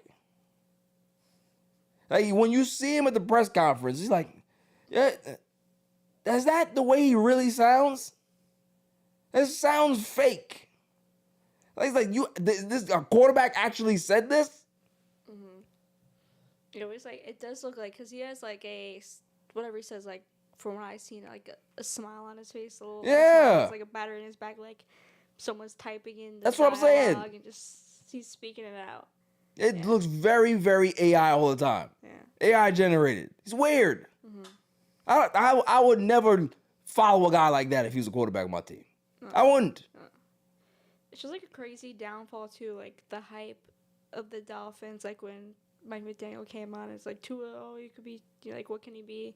Then they were on like Hard Knocks and had like that whole big hype, and then it's just been pretty bad. Mike McDaniel reminds me of he looks like an incel. He does. Just very weird. Awkward. Tua's the same thing. It's just the Dolphins are just one of those teams where it's just like, why do you even exist? Like, it's just, I don't know. It's just a weird team. You have them on that side, and then you have the Patriots they're back. What's his name? Drake May? That boy look good, boy. He's actually a outside candidate for MVP right now. Mike Vrabel, outside candidate for Coach of the Year. Looks good. Unlike my team. To get a win though, so congrats. I didn't like that. I didn't like that one bit. I was upset. And then everybody's like, oh, look, what we're going to talk about right now. Let's go ahead and talk about your Giants. We're not going to talk about your Giants in regards to full detail. Shouts to Cam Scatterboo. Hopefully he can be able to come back full strength because that was a terrible injury. Leg was on backwards. It was horrible. Horrible. When your foot is looking at you, that's a bad sign. It's a bad sign, Yeah. But if you think about how he got hurt on that play, that was an illegal tackle. That didn't get called. Yeah, a lot of calls in that game were very questionable. Oh, yes. The Giants. Do tell, Silent Assassin. Yeah, there was a play like earlier. Was it the first quarter, maybe second quarter? Where it was a clear like fumble. I think it was Thibodeau. Like, he kind of literally ripped the ball out of Jalen Hurts' hand, had the ball, and then the refs were like, oh, no. Like, Jalen Hurts, like, he was down, it's still his ball and whatnot. Everyone's kind of going crazy. You see Brian Dable's going nuts on the sidelines. He's clearly still up, gets the ball ripped out of his hands, has Giants possession, and then call gets still back on the Eagles, and then they score the touchdown there. Just, like, very, very, like frustrating. Like, what are you talking about? Like, this clear as day. And then they went and, like, reviewed it or something and still was like, no, like, made the right call. Like, this is the Eagles' ball and whatnot. Yeah. So it's just very, like, what happened. We have been worried about the wrong team. Everybody's been complaining about, Chiefs get all these damn calls. This is horrible. Why do they get all these late calls? Why? It ain't them no more. It's the Eagles. Because we starting to see it now. There's a trend happening where this tush push garbage, you've seen this play. For how long have we been seeing this play now? 3 years? Something like that? And the refs still don't know how to officiate it? Like, what's happening? The Giants literally got screwed out of that win. Literally. Yeah. So I don't understand how anybody at this point that is not an Eagles fan will ever condone or accept the tush push for what it is. It's garbage. It's a bullshit play. that should have been banned last year, and I think it was 2 votes shy of getting banned, you can 100% take it to the bank. That shit is gone next year. It's gone. Because if the refs don't know how to officiate it, then it doesn't need to be here. Yeah, like get into any like new type of play or whatever it is, like you have to be like they need to know the rules of it, like what's cool and what's not, and the teams too, like what's allowed, what are the parameters, like how, like what is the formations, how we're so. If you don't know as a referee, then how the fuck are we supposed to know? Like something like that. If that's like a regular play, it's the Giants' ball. Like, it's clear as day of like what happened. Right. And you tell me it's like clear fumble. Yeah. So it just makes no sense at all. It's just it as a fan of the sport, it's the worst looking play I've ever seen. This ain't rugby. The rugby has this situation where they go into this huddle and they try to jot. Yeah. That's fine for that. That's their sport. Don't bring that shit over here. So you got that as a problem. You got NFL telling kickers that the kick didn't go through and it was an optical illusion. So this line here, that my fucking ball hit, you tell me that the line didn't exist? I'm crazy? Yeah. What's happening? I kept rewatching that video and I'm like, what the hell? Like, what are they talking about? Like, it makes no sense. Like, instead of allowing the kicker to re-kick, because he hit the line that he wasn't supposed to hit. Yeah. Oh, it didn't happen. He missed it. Yeah. Even too, if that was the case, like, isn't that like illegal, like, equipment or whatever you want to call, like, on the field? Like, that should be a redo.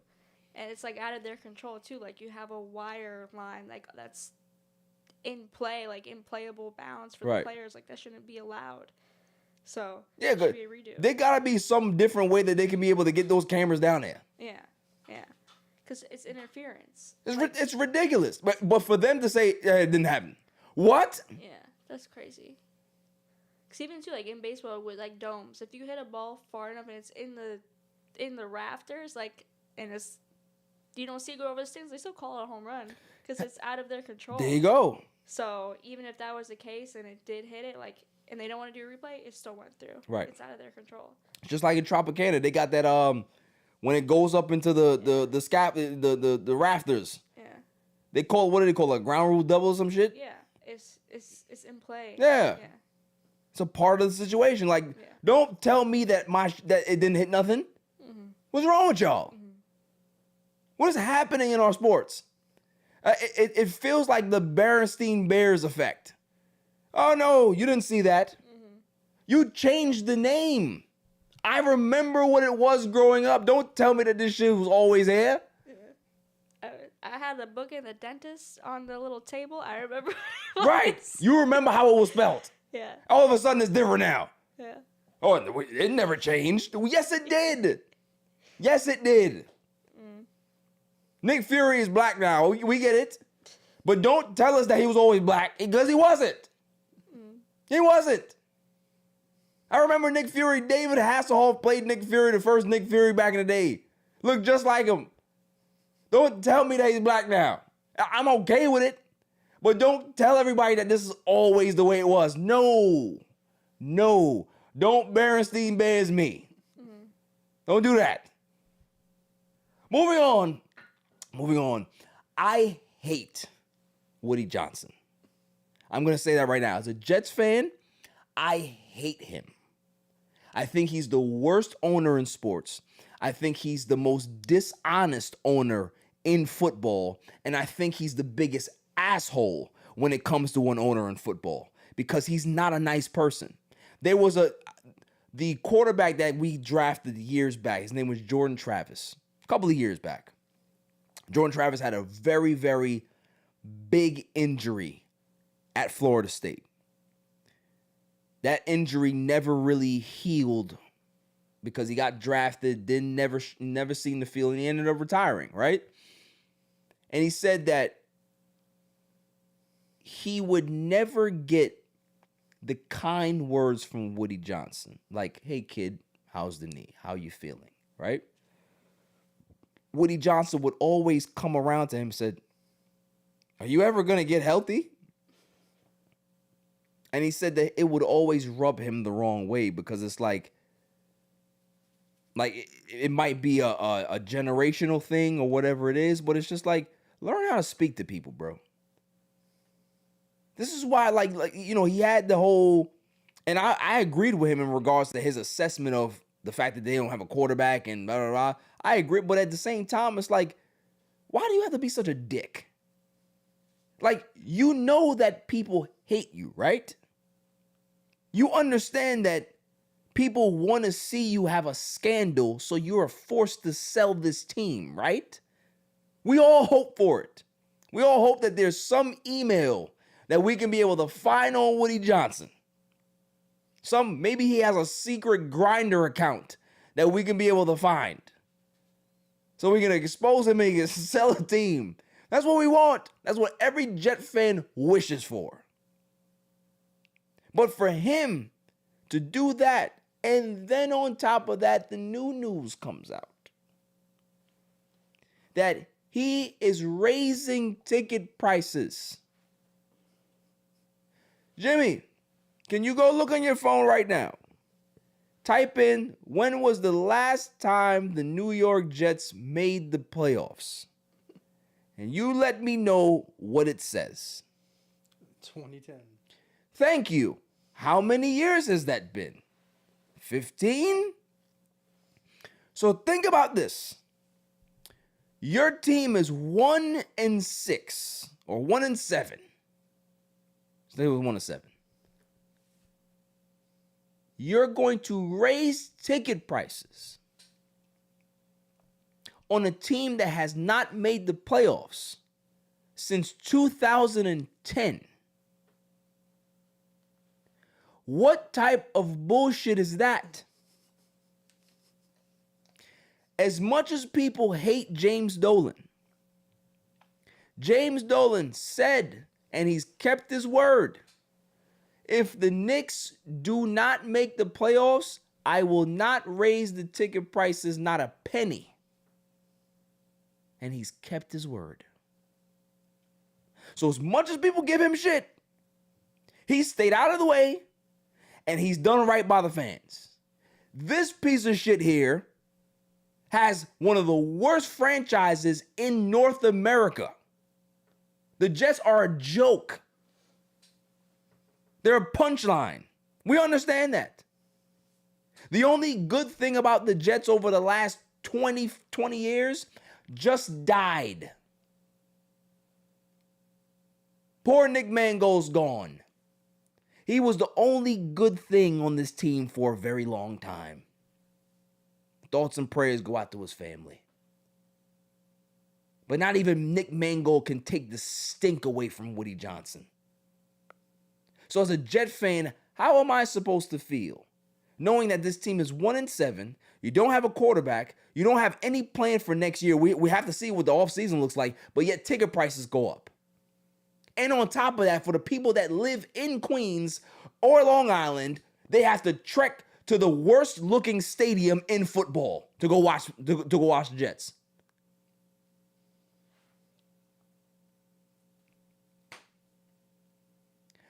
I used to sit here, Silent Assassin, and I used to pray to the sport gods, find a way to have the Wilpons sell the Mets. I said, I don't care how it happens. I don't want anybody to get hurt. But I do want something to happen to them where they have to sell the team. I prayed for it every day. I finally got it. I will now do that. Maybe I have to go to one of those voodoo places.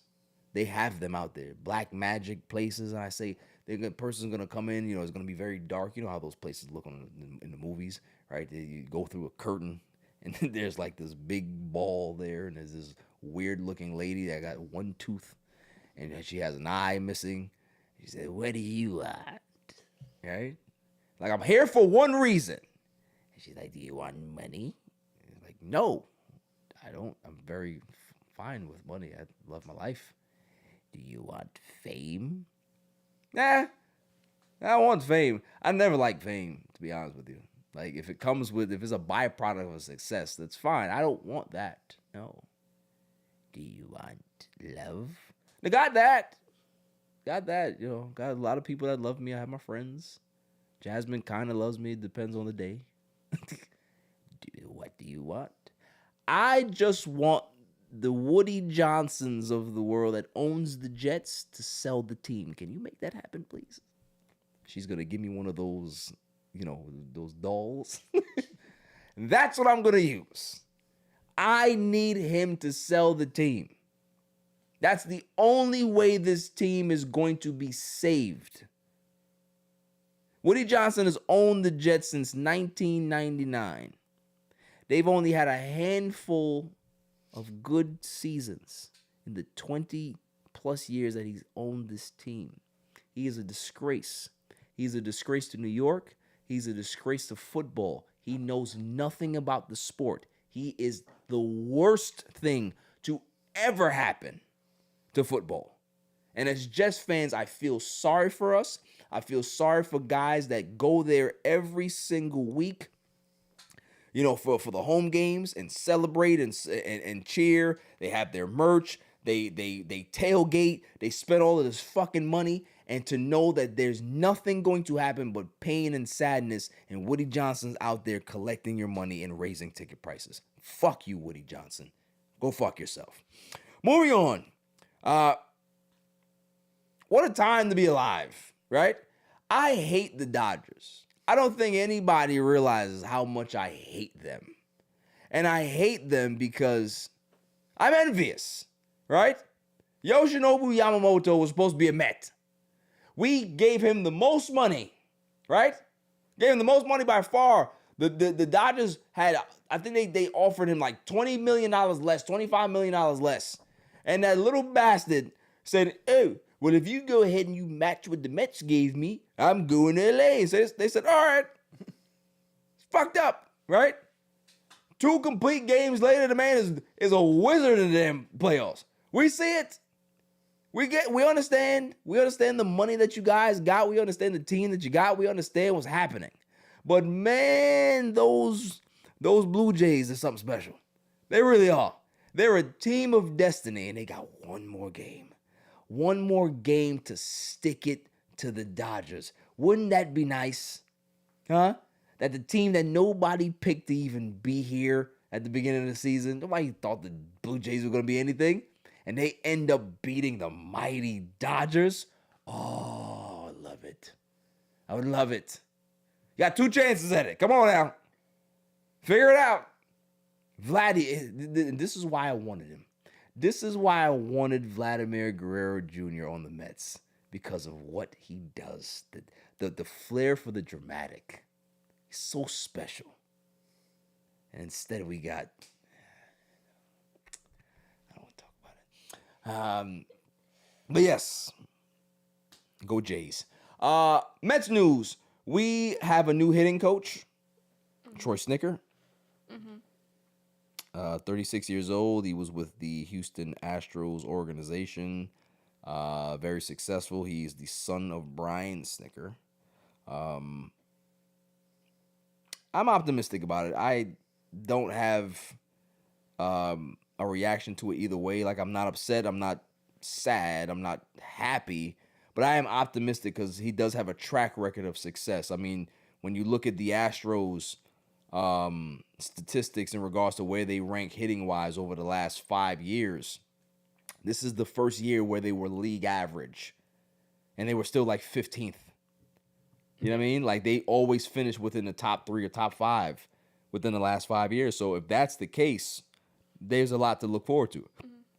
Yeah, I agree. It's not like a flashy name. Yeah. Like, when you look at where he was and what he did, there's definitely good things that he did with the Astros and exciting things to look forward to.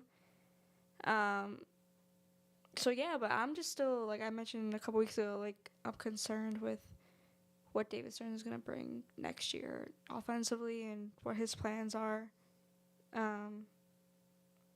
Even if we still have, obviously, Lindor and Soto, you need the whole lineup to be producing. So, and there's holes to be filled. So, that comes with free agency and trade. So, I'm not really getting my hopes up at all this season. You I'm shouldn't. just gonna let it ride out and see what happens. He has to prove it. Yeah. But also, too, allegedly, Richardson is not coming back, which I feel like is the most idiotic thing that David Stern has done in the past year. You know, it's not the most, but it's up there.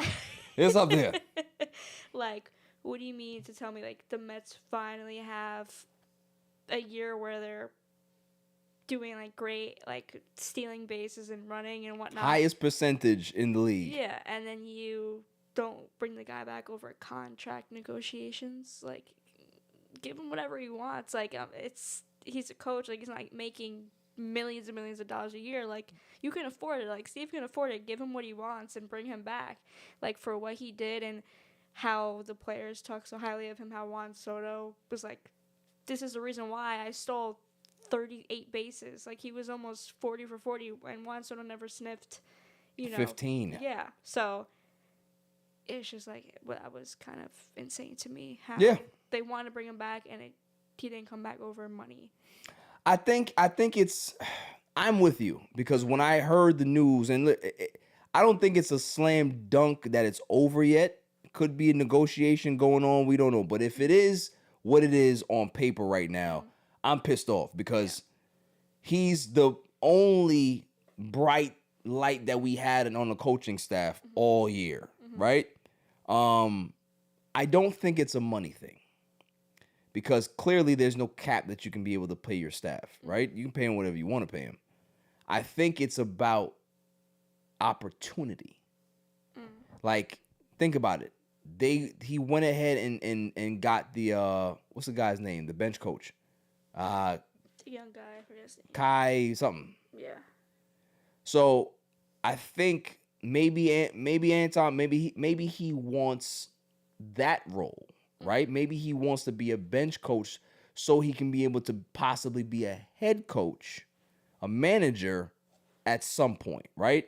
Like, being a first base coach is one thing, but being a bench coach actually gives you a chance to become a manager, like being on that particular stage, right? So maybe he wants a bigger role in the organization, and because David Stearns already has his preloaded guys, Richardson wasn't in his plans to be able to be one of those guys that are eligible for a bench role. Mm-hmm. You know what I mean? Yeah. And that's what it looks like to me. But if it's money wise, and David Stearns, because I don't think that he's in charge of that, but I could be wrong. But look, David Stearns to me, he's like a useful idiot. You need him because he's very good at building a farm system. But there are some limitations that he has, because he still operates like he's in Milwaukee. Like, he doesn't understand that this is a big market and you have a blank check to be able to fill out your team the way you need to. So I'm curious to see what he does as well. Like, there's a lot to do. Your first order of business is to send Jeff McNeil to Bermuda. To the Bermuda Triangle. Send him there, right? You know what happens to Bermuda Triangle? People just disappear. They just can't find them anymore. That's where he needs to be in regards to baseball. Send him somewhere that we don't know where he's at. He doesn't need to be on his team anymore. Go. Okay? Sign back Marte for the leadership, because I like him. Vientos, you can send his ass packing somewhere. I don't care. Right? Beatty, keep him. Right? If he's going to be the everyday third baseman, fine. If you want Pete back, tell him, hey, listen, we like you. We don't love you. We like you. But we love you at DH. because we want Josh Naylor at first. We want real defense at first base. That's what I want to see. And if you don't get Josh Naylor, get somebody who can play defense. Those are the things that I want to see. And on top of that, too, we talked about it 2 weeks ago. Tarek Skubal. Tarek Skubal. We love the fact that we're hearing all of this news coming out that Detroit offered him a 4-year, $80 million extension. That is a slap in the face. They're literally saying, we just want you to be mad so you can leave. It's ridiculous. Yeah. Which is good for us. Look, I said it. I've been saying it. And this is why I know that I'm very good at what I do. Salah says. I said that if we do trade for a Tarek Skubal, you don't trade for a Tarek Skubal unless you have some type of inclining or you get the promise that an extension will be reached after this trade is done. It's kind of like when the Red Sox went to go get Garrett Crochet. Very soon after that, they extended his ass because I am not giving up 90 of my prospects to have a rental. It's not going to happen. If I'm going to give up these guys that I like, you make sure you sign on this $400 million contract. Right now. We got it right now. Just sign it. Like, that's the way, if Detroit wants to trade him, and I don't know if they actually do, they might want to play out the string and see what happens. If I'm Detroit, I do trade him. Because if you're not willing to give him $400 million of this, at starting price is $400 for him. That's what he's saying. So if you don't want to give him that for a guy that's going to win the Cy Young again, right? So that's back-to-back Cy Youngs. The price is going up. So if that's the case, you need to make sure that you get the most out of him. If you go ahead and you get a Brandon Sproat and a Jonah Tong for a Tarek Skubal, you go get that. I think that's a good package. It's worth it. You have them control for 6 years. Yeah. For cheap. It also doesn't hurt your continued playoff odds. Right. And then you could build around it because then you're not paying a guy $400 million. Correct. So you got a guy like Brandon Sproat who's ready to be a major leaguer. Tong needs a little bit of time. He might need a year or two. But you have pieces here. You might, if you get an AJ Ewing with that, or they've been up on no Carson Benjamin there. Leave him alone. Hey, don't touch Carson Benjamin. Leave him. Right? You take Alvarez. take Alvarez and you take Vientos. Take those. Right? You can even take Mauricio. Take them. Yeah. Don't take none of the good guys that are in the minors right now. No, leave them alone. Take the ready-made talent that we have here. Take them. But Tarek Skubal is going to be a Met. I just have a feeling. It's just like, it feels like a foregone conclusion. Doesn't matter. I don't know what we're going to give up. But we're going to get him and extend him. Yeah. I think there has to be that big picture that comes here. Yeah. I think he's the perfect fit here. But yeah, they just literally, I would say even give him here. Here's $500 million. Sign it right now and be a Met for the rest of your career. Yeah. Like, you're not going to get this anywhere else. And how are you going to give up $500 million and you don't even know how you're going to play this upcoming year? Like, it's a risk for us. There's no risk for you. Like, it's $500 million. What else more are you going to get? So. Right. But I did see an alleged leak. I don't know how much fact is behind it, but there's some people in the Mets organization that are getting kind of frustrated with David Stearns regarding his handling of the team. Really?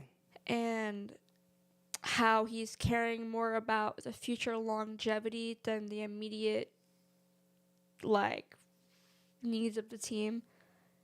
And how, like, okay, that worked in Milwaukee when you're a small market team, but when you're in New York and you have guys like Lindor and Juan Soto on your team, like, you need to win.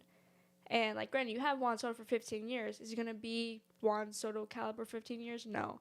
Lindor is only here for a couple more years, and he's 31 years old, going on 32. How many more years does he have? Being a high caliber player. Yeah, like, you have all this money tied up in the team. Like, you need to win now. There's a for me, there's like no sense of urgency for him. Yeah. You know what I mean? Yeah. Like you got Juan Soto, you signed Pete back. Did you not think that you should have went all in this year? Because then what's the purpose of What the getting fuck players? exactly? What's the point? Yeah. Yeah. It makes like just I don't even know what to say. But like obviously the future does matter, but when it comes to prospects and you hoarding them for not making certain moves that we needed during the deadline to make the team the best it could be, and you didn't do it because you didn't want to move some pieces is ridiculous. It is. Listen, if that leak is true, then I believe that because I think every fan started to have that same feeling. Everybody was very optimistic about David Stearns coming here. He had a great reputation in Milwaukee. But then very, very slowly, you're like, this dude's getting on my nerves, bro. Because, like, okay, where are the big moves? Where are the big... You give us all of this garbage on the fringes. Where are the big moves, though? Like, you got Juan Soto. You didn't get Juan Soto. Steve Cohen got him. You didn't want Pete Alonso until, like, kind of... Right. Like, the fan and Steve base. Cohen said, all right, enough. Yeah. Enough. After that fan fest, when people were screaming, like, bring him back, like, kind of, I guess, pressure-wise, I don't even know. Yeah, no, Steve Cohen definitely would have said, yo, dude, did you hear what's going on back there? Yeah.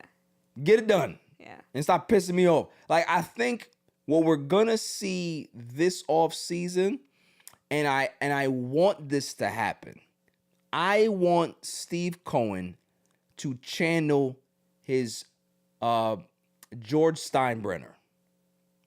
If I have to go there and tell you what to do, that's going to happen. I hired you here because I like you and I trust you and you have a vision. But I also have a vision for this goddamn team. And if you are not the guy to be able to fulfill that vision that I have, I gotta get somebody else. I want this guy. I want this guy. I want this guy. Let me know what the price tag is, and I'll let you know if we can be able to afford it. But don't tell me that we don't have it. Don't tell me that we don't have it. Go after this dude. All these Japanese players, what's his name? I think his name is Akamoto. That dude is nice. It's the first base. Yeah. Great defender. Go get his ass. Go get whoever I want on this list. And if there's 7 players on this list, I need 4 of them. Not in no order, but I need 4 of them. Don't come back here and say, yeah, we just signed this dude on the Payless clearance rack. Woo! I don't care about him. It's craziness, Frankie.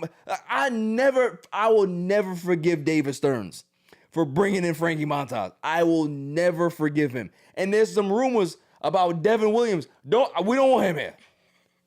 We don't want him here. He flunked with the Yankees. What do you think he'll do here? Yeah. It's going to be any different. Yeah. You signed back Edwin, and let's not even do this bullshit. So, like, he's the second you're able to give out contracts, he's the first one you sell. Yes. Yeah. What you want? What we gave you 100 last time? How's 130? Yeah. There it is. Yeah. Thank you. Sign it. That's it. There's no negotiation here. 130. Sign it. McNeil, no contract for you. Mars. Vientos, no contract for you. Mars. That's it. Be aggressive. This is a win now situation. If you want to build a perennial superstar, all-star caliber championship roster, every year needs to be a sense of urgency. Every single season. Even being in New York, like, I feel like you have to be a competitive, trying to make the playoffs team every single year. Like, there's going to be ups and downs where you don't make it, but you have to build that team that is capable of getting there. Not trying to rebuild, like, in the middle of having superstars on your team. Like, what are we talking about? Like, you have players. You have the great equalizer in having the richest owner in the sport to be able to say, yeah, that didn't work out. We can go ahead and go eat that contract or sell it down the road. You good then. You can erase your mistake. Do it. That's what he did with Verlander, Scherzer. Yeah. Like, okay, I literally pay you to get off my team. Right. Pay you to go to Mars. Yeah. That's what I'm saying. Like, none of this fringe shit. We're done with it. We're done with it. What else we got here? I think that is it. Now it's time for the greatest segment on the planet, Dummy of the Week. Dummy, yeah. Every week we go around the room and I ask, who is the Dummy of the Week? Jimmy, do you have one, sir? I guess. I mean, so where I go to college, it's like the neighborhood around it is like the richest neighborhood in like the planet, like one of them. It's insane. Really? So it's like super wealthy. So there's all like these people. There's like this road, and they all jog on it, which already annoys me because they jog. They wear shorts, and it's 40 degrees, and they jog around. Oh, those entitled joggers. Yeah. Those. No, I've started to notice it bothers me a lot.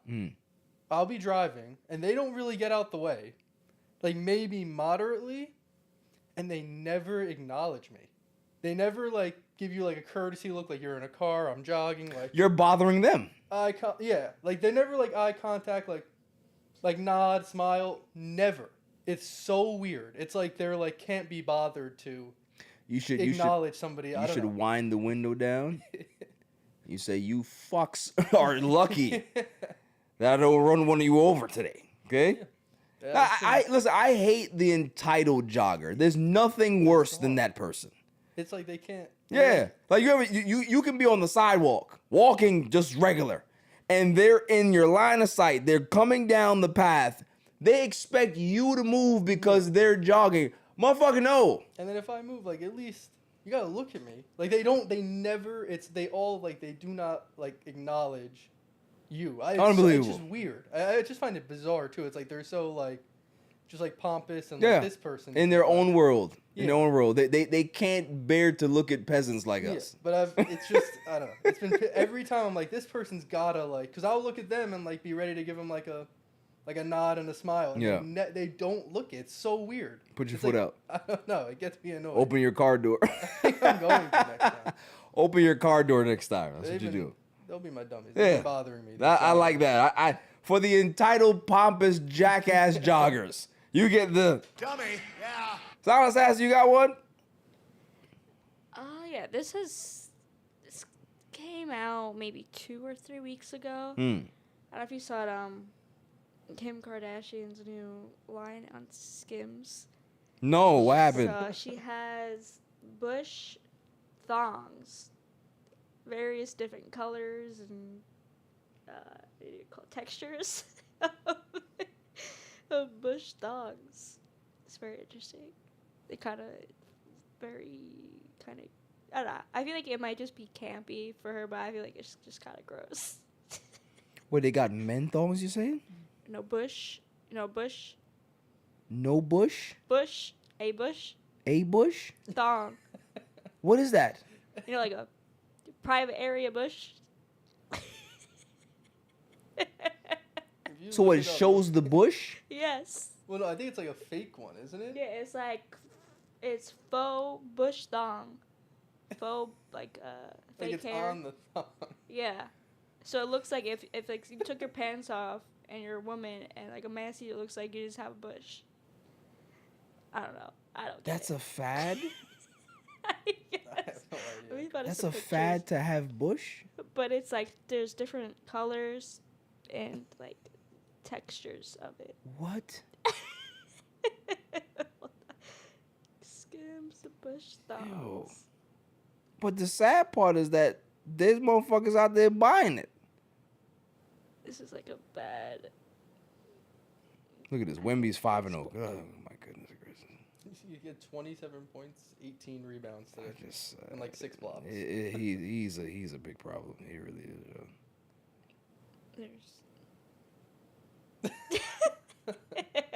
Nah, bro. Yeah, you got it. So what are people saying? Like they're are they happy? Are they mad? I mean, people are buying it. I don't know if it's for real or just to say like they have this product. And it's not cheap either. It's like $30-something or something.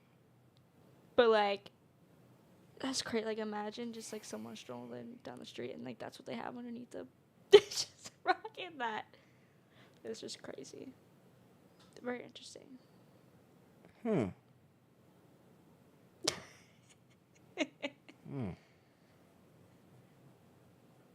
Dummy, yeah. People just continue to get, because the fact that she made that, there had to be some type of what do you call it? What do they call those groups? Like a focus group or a test group? Where they test this and say, oh, this is something that people would like. Just kind of. That's weird. Yeah. But again, look at the society we live in. We live in the dumbest place on planet Earth. So it makes a lot of sense as to why we do what we do. Ah, boy. I tell you. I have mine. And it actually, it's a political one. May I have the drum roll, please? And the winner for Dummy of the Week, Stephen Miller's wife. I don't know if you guys heard this, but she took to some podcast the other day, or was it? I think it was either today or yesterday, and she's having a conversation. Guys on the panel were talking about the state of Israel, and all of a sudden she jumps in, and you can't criticize the state of Israel for some people without them now telling you that you're now anti-Semitic. How's that possible? I'm not saying anything about Jewish people. I'm not saying anything about Jewish Americans. I'm talking about the state of Israel and Bibi Netanyahu being a war criminal. So she starts to go off on, oh well, you're using the quiet language to say that that we are, and the guy was like, no, I'm not.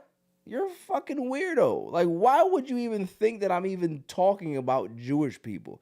So you're Jewish and I don't give a shit about you. And then she started putting her kids in there. Well, my kids are Jewish. I said nothing about your stupid ass kids. I don't care about your kids either.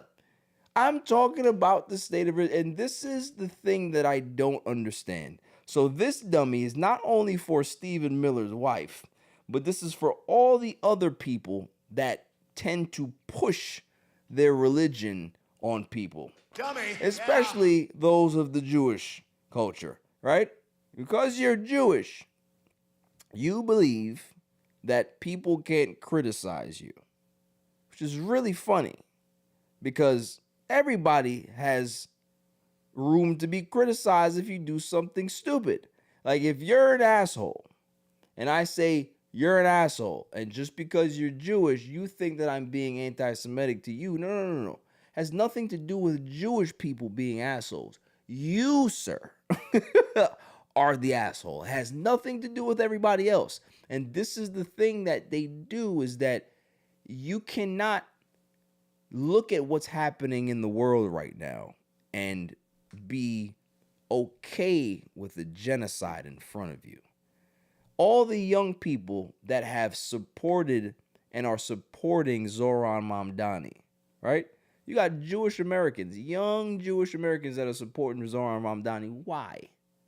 Because they realize that this guy is not anti-Semitic. He's over here trying to make things better, but you have the certain guard that wants to go ahead and go talk about how anti-Semitic he is. And he's not. But once you be critical of the state of Israel, that's when you're public enemy number one.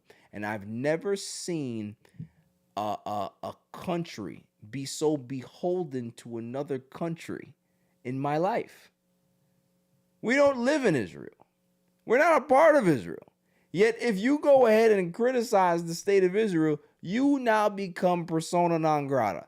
Interesting. Very, very interesting. So you had guys like Andrew Cuomo, who's literally on the last legs, and he's in this dummy now too, so he can be able to get in here. Dummy. Andrew Cuomo, where he now, first off, he got his ass kicked by Zoran Mamdani the first time.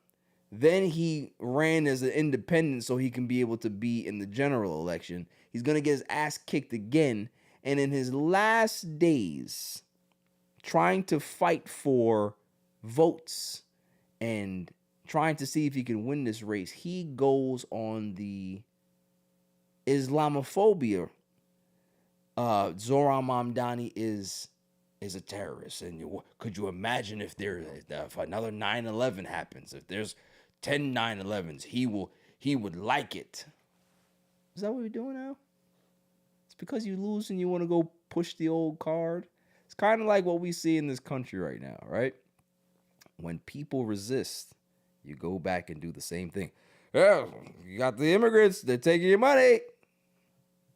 What happens to the food stamps that are going to expire on November 1st? You got the immigrants, blame them, they're taking it. Immigrants don't get that. What about the health care that's about to go up? All people's premiums. It's Jewish. The Democrats, they look. What is happening to this country? You have people like Stephen Miller's wife. It's all pushing the narrative because they don't want to face the facts. That when you're wrong and you're really wrong, it's okay to say we are wrong. And we can be able to criticize without actually being Islamophobic or anti-Semitic or racist and all this other stuff. That's where we are. So for all the people that want to go ahead and say that the state of Israel is doing the right thing, you're a dummy. Dummy, yeah. For all the people in government like Mike Johnson who continue to lie and tell you that the Democrats are the ones that are causing the shutdown to happen, dummy, you can be able to have that too. For the orange man in the White House that thinks he can be able to continue to gaslight people and say that, it's everything's fine. We have $17 trillion coming into the country. Where is it? Dummy, yeah. For all the people that say that they hate trans people, but yet they're on Grindr every night. Dummy, yeah. For Candace Owens, who looks like she's losing her mind and she's starting to talk about aliens and people looking like aliens. Dummy, yeah. There's so many things that I can discuss. It's all in one hodgepodge. So it's not just Stephen Miller's wife. It's not just the Republican Party. It's a bunch of things. And this is where we are in this country. Everybody gets the dummy. We're in the longest shutdown for our government in history, right?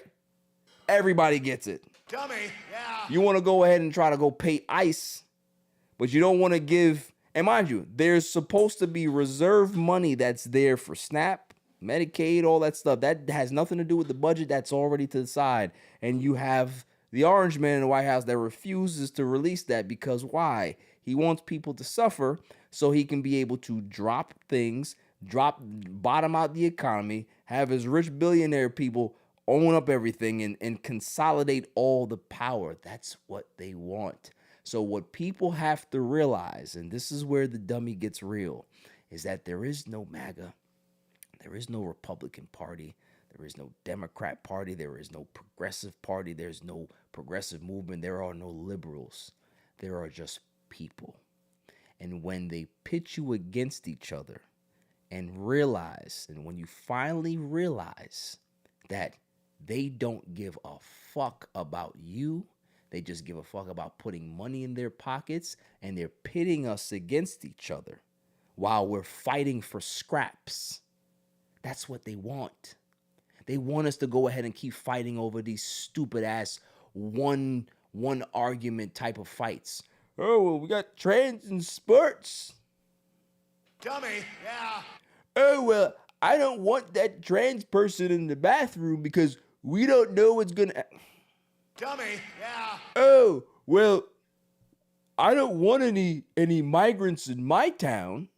Dummy, yeah. I wonder why there's no jobs around. Why are the farms starting to look so bad? There's no workers here. You know why? Because ICE picked up everybody. Dummy. So yeah. all of these things, when you have these singular issues, that people don't realize that this is what they want you to focus on. Instead of everybody coming together and saying, go fuck yourself. We are not going to stand for you taking our health care away. We are not going to stand for you taking Medicaid and SNAP from 40 million people, 16 million kids. When you have people convince you that the billionaires are on your side, you're losing. And this is the problem that we have. So yeah, I might have started this dummy with Stephen Miller's wife, and he looks like Nosferatu. I don't even know how he's even married. The weird fuck. And so is she. She's fucking weird. But it just talks to what's really happening is that you have these people focused on the wrong thing. And this is why this country is fucked is the way it is because you have people that don't realize that the billionaires are fucking you. Every step of the way. They get richer, they get richer, they get richer, while people in the Midwest get poorer, and get poorer. But what they do is they tell you that, hey, listen, you're white, you're all right. As long as you're white, you can get the other people out of here and you'll be fine. While they're fucking you in the background. Wake up. You want to talk about you hate woke people? You motherfuckers need to get awake because they're stealing your money. They're taking your health care. They're taking your benefits. They're spying on you now. They now have a new program that they can literally hack into your phone without you even having to have contact with them. And they can be able to see exactly what you're doing. So this is not a MAGA Republican versus Democrat issue. This is a human rights problem that everybody needs to realize. It is the resistance against the rich. And we need to realize that the billionaires don't want us to have any money or any power. And they want us to keep pitting these stupid ass fights against each other. And it doesn't matter. Doesn't fucking matter. So we all, as a society, get the Dummy, yeah. That's all for the show. At some point, I'm gonna have a political show. I'm going to rebrand the BJ show, and I don't know what I'm gonna call it, but it's coming. It's coming. I'm curious to see how that happens. I wonder if they're gonna treat me like Stephen A. Smith. You don't know what you're talking about. Stay in your lane. We'll see. We'll see. I have to say something because I always say that if you have a platform, if you, in this society, I don't care if you have a cooking show, I don't care if you're talking about building houses, I don't care if you're talking about video games, you have a civic duty to make change, to spread awareness, to make sure that everybody realizes the urgency of what's happening. We are losing our benefits. We are losing our free will just because they want to do it. It's not because they have to, it's because they want to. There has never been a bigger wage gap than we've had now. We have more poor people and more billionaires and more rich people than we've ever had. It's time to wake up and realize that how we've been doing it is all wrong. And maybe Zoran Mamdani is going to be the start of it. To have the most successful economy or,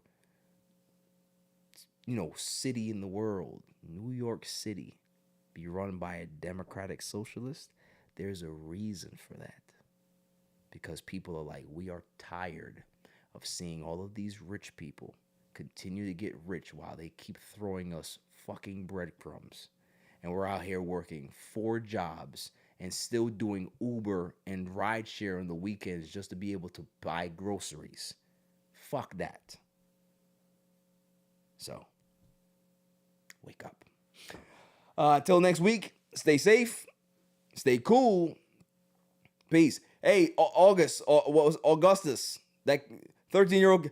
We like the message, but damn that. All right, you keep that shit over there. You want to go root for 38 teams? You go ahead and do that. Don't bring it over here. Don't bring it over here. We out here, Silent Assassin.